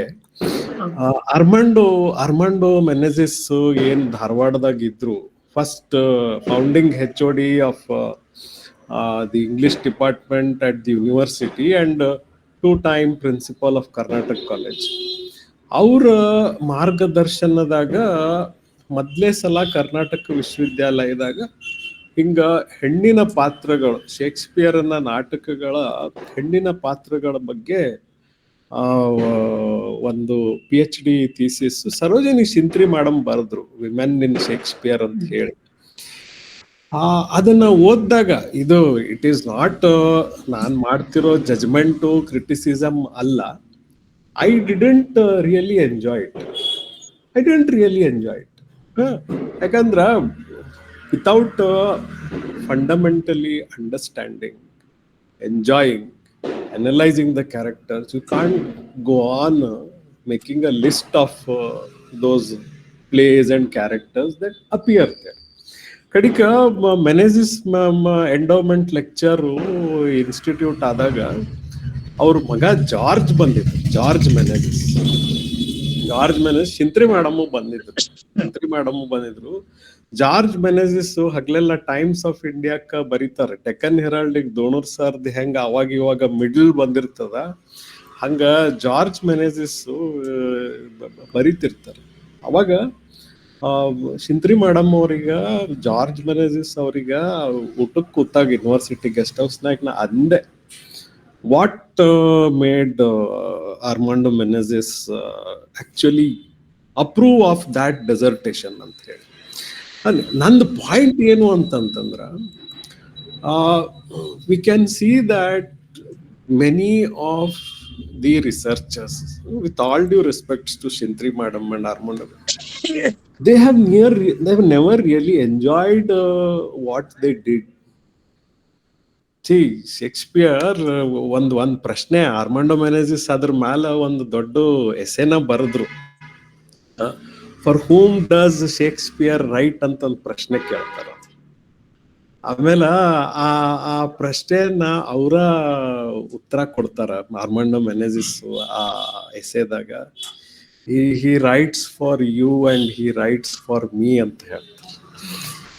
He had a blank paper and there used to be a play to be produced or dramatized tomorrow at the Globe Theatre. So he used to sit and write those dialogues there itself. Who would come to watch those plays? Not people who had pre-booked their tickets. No. For the tired nurse returning home after days of hard work, for the peasant and his wife, or a mother who had put in a days of hard work, ಅವರ ಒಂದು ಎಂಟರ್ಟೈನ್ಮೆಂಟಿಗೆ, ಅವರ ಒಂದು ರಿಲೀಫಿಗೆ, ನಾವೀಗಿನ ಕಾಲದಾಗ ಏನ್ stress ಅಂತ ಅದನ್ನೊಂದು ದೊಡ್ಡ market ಮಾಡ್ಬಿಟ್ಟಿವಿ. ಆ ಸ್ಟ್ರೆಸ್ ಬಸ್ಟಿಂಗ್ ಇದಕ್ಕ ಜನ ಬಂದು ಕೂಡ್ತಿದ್ರು, ಅಲ್ಲೇ ನಾಟಕಗಳನ್ನ ಬರೀತಿದ್ರು. ಆರ್ಮಾಂಡೋ ಮೆನೆಸಿಸ್ ಬಹಳ ಚಂದ ಹೇಳ್ತಾರ, ಏನಂದ್ರ we are one of those. He writes for you, he writes for me. ಇವತ್ತು ನೀವು ಏನು ಆ ಕ್ಯಾರೆಕ್ಟರ್ಸ್ ಬಗ್ಗೆ ಹೇಳಿದ್ರಿ ಮತ್ತು ಡೈಲಾಗ್ಸ್ನೆಲ್ಲ ಎತ್ಕೊಂಡ್ರಲ್ಲ, so you have in a way proved Armando Menezes right, and as I said, T.S. Eliot wrong. Thank you very much. Thank you sir. Sir ನನ್ಗೆ ಅವಾಗ ಪತ್ರಾವಳಿ ಅಂತ ಸರ್ ಒಂದು ಸರ್ ಮತ್ತೆ ಈ ಸಜ್ಜನ್ ಸರ್ ಅವ್ರ ಗುರುಗಳು ಸರ್ದು, ಅವರಿಬ್ಬರ ಮಧ್ಯೆ ಸುಮಾರು ಪತ್ರ ವ್ಯವಹಾರ, ಅಂದರೆ ಪತ್ರಗಳು ನಡೀತಾ ಇರುತ್ತೆ. ಆ ಪತ್ರಗಳನ್ನೆಲ್ಲ ಶೇಖರಣೆ ಮಾಡಿ ಅರೌಂಡ್ ಸುಮಾರು ಪತ್ರಗಳಿದೆ, ಅದನ್ನು ನಾನು ಓದ್ತಾ ಇದ್ದೆ. ಅದು ಹೆಂಗೆ ಅದು ಅನ್ನೋಟಿಸ್ಡ್ ಕೃತಿ ಆಯಿತು ನಂಗೆ ಗೊತ್ತಿಲ್ಲ. ಅದರಲ್ಲಿ ಅವರು ಒಬ್ಬ ಲಿಂಗ್ವಿಸ್ಟ್ ಸಜ್ಜನ್ ಸರ್, ಅವರು ಮತ್ತೆ ಸರ್ ಮಧ್ಯದಲ್ಲಿ ಇವರು ಪತ್ರಗಳನ್ನು ಬರೀತಿರ್ತಾರೆ. ಸರ್ ಅವರು ಕೂಡ ಪತ್ರಗಳನ್ನು ಬರೀತಿರ್ತಾರೆ. ಅವಾಗ ಸರ್ ತಮ್ದೇನೋ ಒಂದು ಕತೆ ಬರೆದು ಕಳಿಸ್ದಾಗ ಸಜ್ಜನ್ ಸರ್ ಅದನ್ನ ಓದಿ, ನೋಡಿ ಇಲ್ಲಿ ಭಾಷೆ ತಪ್ಪಾಗಿದೆ, ಈ ಸೆಂಟೆನ್ಸ್ ತಪ್ಪಾಗಿದೆ, ಈ ವಾಕ್ಯ ತಪ್ಪಾಗಿದೆ, ಇಲ್ಲಿ ಇದು ಬರಬೇಕಿತ್ತು, ಅದು ಕಾಗುಣಿತದ ಬಗ್ಗೆ, ಪಂಕ್ಚುಯೇಷನ್ ಮಾರ್ಕ್ಸ್ ಬಗ್ಗೆ, ಹಿಂಗೆ ಸುಮಾರು ಲಿಸ್ಟ್ ಮಾಡಿ ಅವ್ರಿಗೆ ಹಾಕ್ತಿರ್ತಾರೆ. ಸರ್ ಅದು ಮೋಸ್ಟ್ಲಿ ನೋಡಿ ಸಾಕಾಗಿ ಇವರು ಒಂದು ರಿಪ್ಲೈ ಬರೆದಿದ್ದಾರೆ ಅದರಲ್ಲಿ. ಸರ್ ನಿಮಗೆ ಭಾಷಾ ತಜ್ಞರಾಗಿ ಭಾಷೆ ನೋಡಿ ಕ್ರಿಯಾಶೀಲತೆ ಅನ್ನೋದೇ ಸತ್ತೋಗ್ಬಿಟ್ಟಿದೆ ಅನ್ಸುತ್ತೆ ಅಂತ ಹಿಂಗೇನೋ ಬರ್ದಿದ್ದಾರೆ ಅದರಲ್ಲಿ. ಅದನ್ನ ನನಗೆ ನೆನಪಾಯ್ತು ಸರ್. ಅದು ತುಂಬಾ ಆಕ್ಚುಲಿ ಅದ್ರ ಬಗ್ಗೆ ಸಾಕಷ್ಟು ಕಡೆ ಚರ್ಚೆ ಆಗ್ಬೇಕಿತ್ತು ಆ ಕೃತಿ ಬಗ್ಗೆ. ತುಂಬಾ ಎಷ್ಟೊಂದು ಒಳ್ಳೆ ಕೃತಿ ಅದು. ಹೌದು.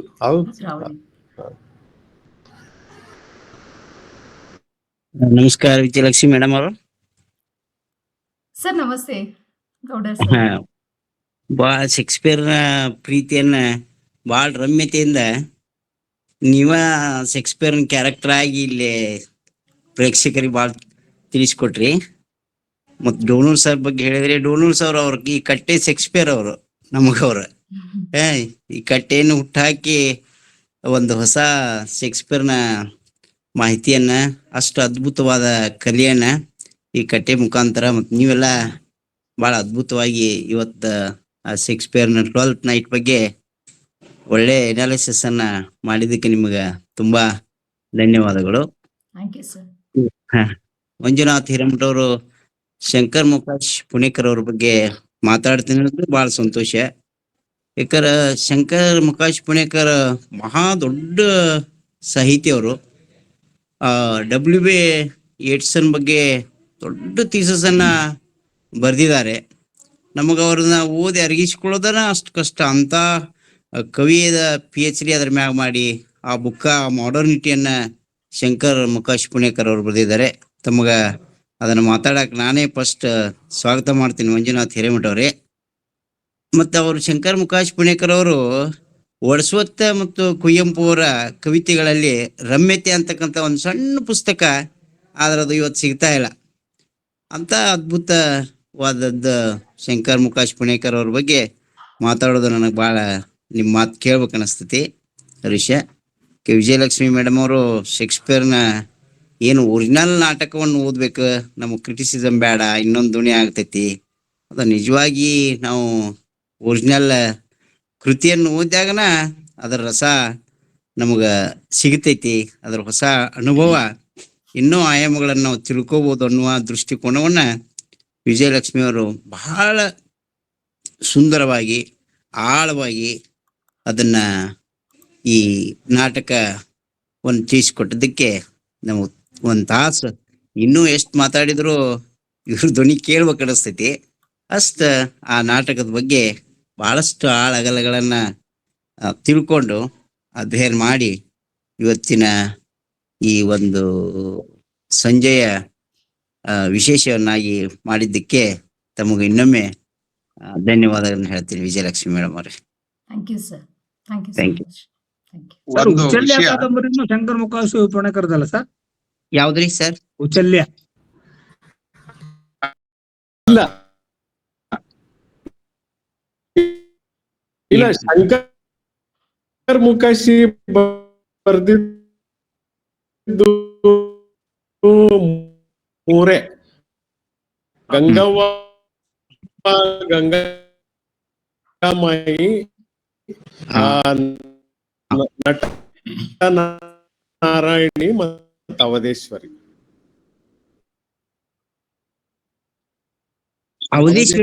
ಅವಧೇಶ್ವರಿ ಕಾಲದ್ದು ಮೂರೇ ಕಾದಂಬರಿ. ಇಲ್ಲೇ ಅದು ಮರಾಠಿ ಕಾದಂಬರಿ ಕನ್ನಡಕ್ಕೆ ಅನುವಾದ ಆಗಿದೆ. ಹೌದು ಸರ್, ಹೌದು.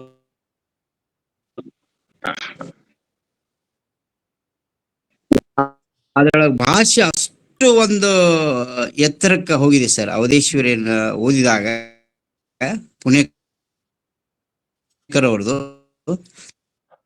ತಮ್ಗೆಲ್ಲ ಒಂದು ವೆಟರ್ನಿಟಿಯನ್ನ ಅದರೊಳಗೆ ಬಳಸಿದ್ದಾರೆ ಅವಧೇಶ್ವರಿ ಕಾದಂಬರಿ ಒಳಗ.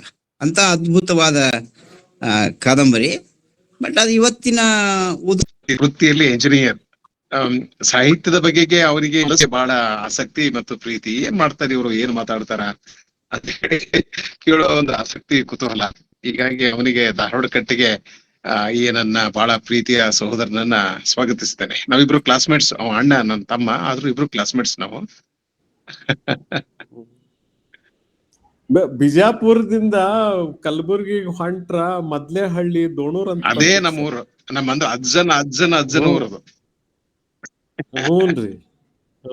ನಾ ಪ್ರತಿ ಸಲ ಯಾದಗಿರಿಗೆ ಹೋಗ್ಬೇಕಾದ್ರ ಬಿಜಾಪುರದ ಮೇಲೆ ಹೋಗ್ಬೇಕಾದ್ರ ಅದ ಫಸ್ಟ್ ಬರ್ತದೆ ಸರ್. ಒಳಗಡೆ ಹೋಗ್ಬೇಕು, ಒಂದ್ 8-10 ಕಿಲೋಮೀಟರ್ ಒಳಗಡೆ ಹೋಗ್ಬೇಕು ಮೇನ್ ರಸ್ತೆಯಿಂದ. ಬಟ್ ನಮ್ಮೂರು ಸಾತಿಹಾಳ. ಅದು ಡೋಣೂರ್ದಿಂದ ಒಂದು 10 ಕಿಲೋಮೀಟರ್ ದೂರದಲ್ಲಿದೆ. ನಮ್ಮ ಮುತ್ತಜ್ಜರು ಡೋಣೂರ್ದವರು. ಡೋಣೂರ್ ಬಿಟ್ಟು ಸಾತಿಹಾಳಕ್ ಬಂದ್ರ ಅವರು. ಹೀಗಾಗಿ ನಮ್ಗೆ ಸರ್ ನಿಮ್ಮದು ಡೋಣೂರ್ ಅಂತ ಬಂತು. ಸರ್ ಅದು ಡೋಣಿ ಸಾಲ್ ಇರೋದ್ರಿಂದ ಊರು ಡೋಣೂರ್ ಅಂತ ಬಂದಿರ್ಬೋದನ್ರಿ ಹೆಸರು? ಹೌದು, ಅದು ಒಂದಿದೆ ಸರ್. ಆಮೇಲೆ ಅವು ಎಲ್ಲಾ ಹಳ್ಳಿಗಳಿಗೆ ಡೋಣಿ ಸಾಲಿನ ಹಳ್ಳಿಗಡೆ ಅಂತ ಕರೀತಾರೆ. ಒಂದು ಸುಮಾರು 100 ಹಳ್ಳಿಗಳಿವೆ. ಒಂದು 100-120 ಕಿಲೋಮೀಟರ್ ಡೋಣಿ, ಒಂದು 150 ಕಿಲೋಮೀಟರ್ ಇರ್ಬೋದೇನೋ ಬಿಜಾಪುರದಿಂದ ಶುರುವಾಗಿ ತಾಳಿಕೋಟಿಗೆ ಬರ್ತದ ಅದು. ದೋಣಿಹಳ್ಳ. ಆ ನದಿ ದಡಕ್ಕಿರೋರೆಲ್ಲ ಡೋಣಿ ಸಾಲಿನವರು ಅಂತಂತಾರೆ. ಈಗ ಒಂದು 30 ವರ್ಷಗಳ ಹಿಂದೆ ನಮ್ಗೆ ಬಹಳ ಮಹತ್ವ ಇತ್ತು ಇಡೀ ರಾಜ್ಯದಲ್ಲಿ ಅಥವಾ ಉತ್ತರ ಕರ್ನಾಟಕದಲ್ಲಿ. ಡೋಣಿ ಸಾಲಿನ ಮಂದಿ ಅಂದ್ರೆ ಅತ್ಯಂತ ಶ್ರೀಮಂತರು ಅನ್ನೋ ಒಂದು ಕಲ್ಪನೆ ನಂಬಿಕೆ ಆಗಿತ್ತು.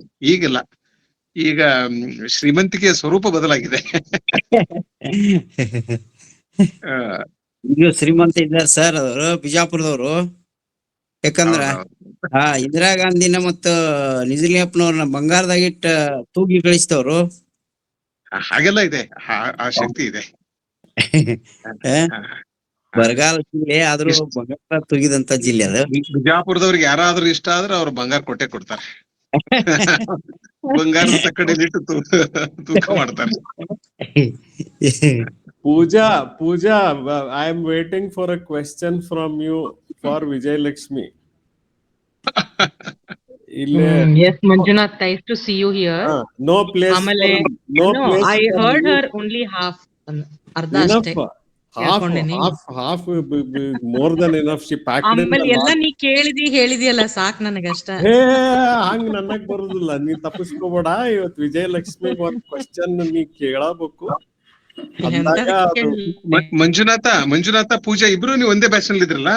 ಇಲ್ಲ ಸರ್, ನಾವು senior to her or she is senior to you? I senior. ನನ್ ತಮ್ಮ ಮತ್ ಪೂಜಾ ಕ್ಲಾಸ್ಮೇಟ್ ಸರ್ ಸ್ಕೂಲ್ ದಾಗ. ಅದಕ್ಕಾಗಿ ಪಾಪ ಪೂಜಾ ಮೇಲೆ ಅಷ್ಟೆಲ್ಲ ಒತ್ತಡ ತರ್ತಾ ಇದ್ದೀರಿ. ಇಲ್ಲ, ಮುಂಚಿಂದ ಕೇಳಿದ್ರೆ ಕೇಳ್ತಿದ್ದೆ, ಅರ್ಧದಿಂದ ಜಾಯಿನ್ ಆದೆ ನಾನು, ಬೇರೆ ಕೆಲಸನಾಗ ಬಿಸಿ ಆಗಿದ್ದೆ. But Har presentation was really very good. She took the quotes, ಆಮೇಲೆ ಬಹಳ ಚಂದ ಅನಲೈಸ್ ಮಾಡಿದ್ರು. Really very impressive. And all these years she has been very quiet, being an anchor. Today was a revelation, really. ಇಲ್ಲ, her language also is good. The flow, the presentation alla, it's very nice to listen to her. That adds to the beauty.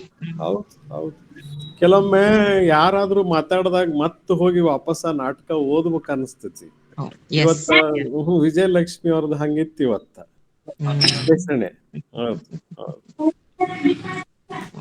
Sir, ಪೂಜಾಗ್ ಒಂದು ಒಪ್ಪಿಸ್ರಿ, ಯಾವ್ದನ್ನ ಕುಂತ್ ಕೇಳ್ತೀನಿ. ನೀನ ಬಂದಿಲ್ಲ. ಪ್ರತಿಯೊಂದು ಬಂದಿಲ್ಲ, ಹೌದಲ್ಲ? ಈಗ ನೆಕ್ಸ್ಟ್ ಟೈಮ್ ಬರಬೇಕು. ಪೂಜಾ ಮಾತಾಡಿದಾಗೆ ಮಂಜುನಾಥ್ ಇರ್ಲೇಬೇಕು. ಮಂಜುನಾಥ್ ಮಾತಾಡಿದಾಗ ಪೂಜೆ ಇದ್ದೇ ಇರ್ತಾರೆ, ನನ್ಗೆ ಗೊತ್ತು. ಈ ಸೀರೀಸ್ ನಲ್ಲಿ ಒಂದ್ರಲ್ಲಿ ನೀವು ಮಾತಾಡ್ರಿ, ಇನ್ನೊಂದ್ರಲ್ಲಿ ಪೂಜಾ ಮಾತಾಡ್ರಿ. ಸರಿ, ಆಗ್ಲಿ. 7:50 ಆಗಿದೆ. ವಾಣಿ ಮೇಡಮ್, ಕಾರ್ಯಕ್ರಮ ಮುಗಿಸಬಹುದು. ಅಧ್ಯಕ್ಷೀಯ ನುಡಿಗಳನ್ನಾಡಿದಂತಹ ಪ್ರೊಫೆಸರ್ ಡೊಣ್ಣೂರ್ ಇವರಿಗೆ ತುಂಬು ಹೃದಯದ ಧನ್ಯವಾದಗಳು. ಹಾಗೂ ತಮ್ಮ ಪ್ರಶ್ನೆಗಳನ್ನು, ಅನಿಸಿಕೆಗಳನ್ನು ಹಂಚಿಕೊಂಡಂತಹ ಎಲ್ಲ ಸಾಹಿತ್ಯಾಸಕ್ತರಿಗೂ ಧನ್ಯವಾದಗಳು. ಇದರೊಂದಿಗೆ ಇಂದಿನ ಈ ಉಪನ್ಯಾಸವನ್ನು ಮುಕ್ತಾಯಗೊಳಿಸುತ್ತೇವೆ. ನಮ್ಮ ಮಾನ್ಯ ವಕ್ತಾರರಿಗೆ ಮತ್ತು ಎಲ್ಲ ಶ್ರೋತೃ ಮಿತ್ರರಿಗೂ ಹೃತ್ಪೂರ್ವಕ ಧನ್ಯವಾದಗಳು. Good night. Parting is such sweet sorrow ಎಂಬ ವಿಲಿಯಂ ಶೇಕ್ಸ್ಪಿಯರ್ ಅವರ ಸಾಲಿನೊಂದಿಗೆ ನಿಮಗೆಲ್ಲರಿಗೂ ಶುಭರಾತ್ರಿ. ಧನ್ಯವಾದಗಳು. Thank you.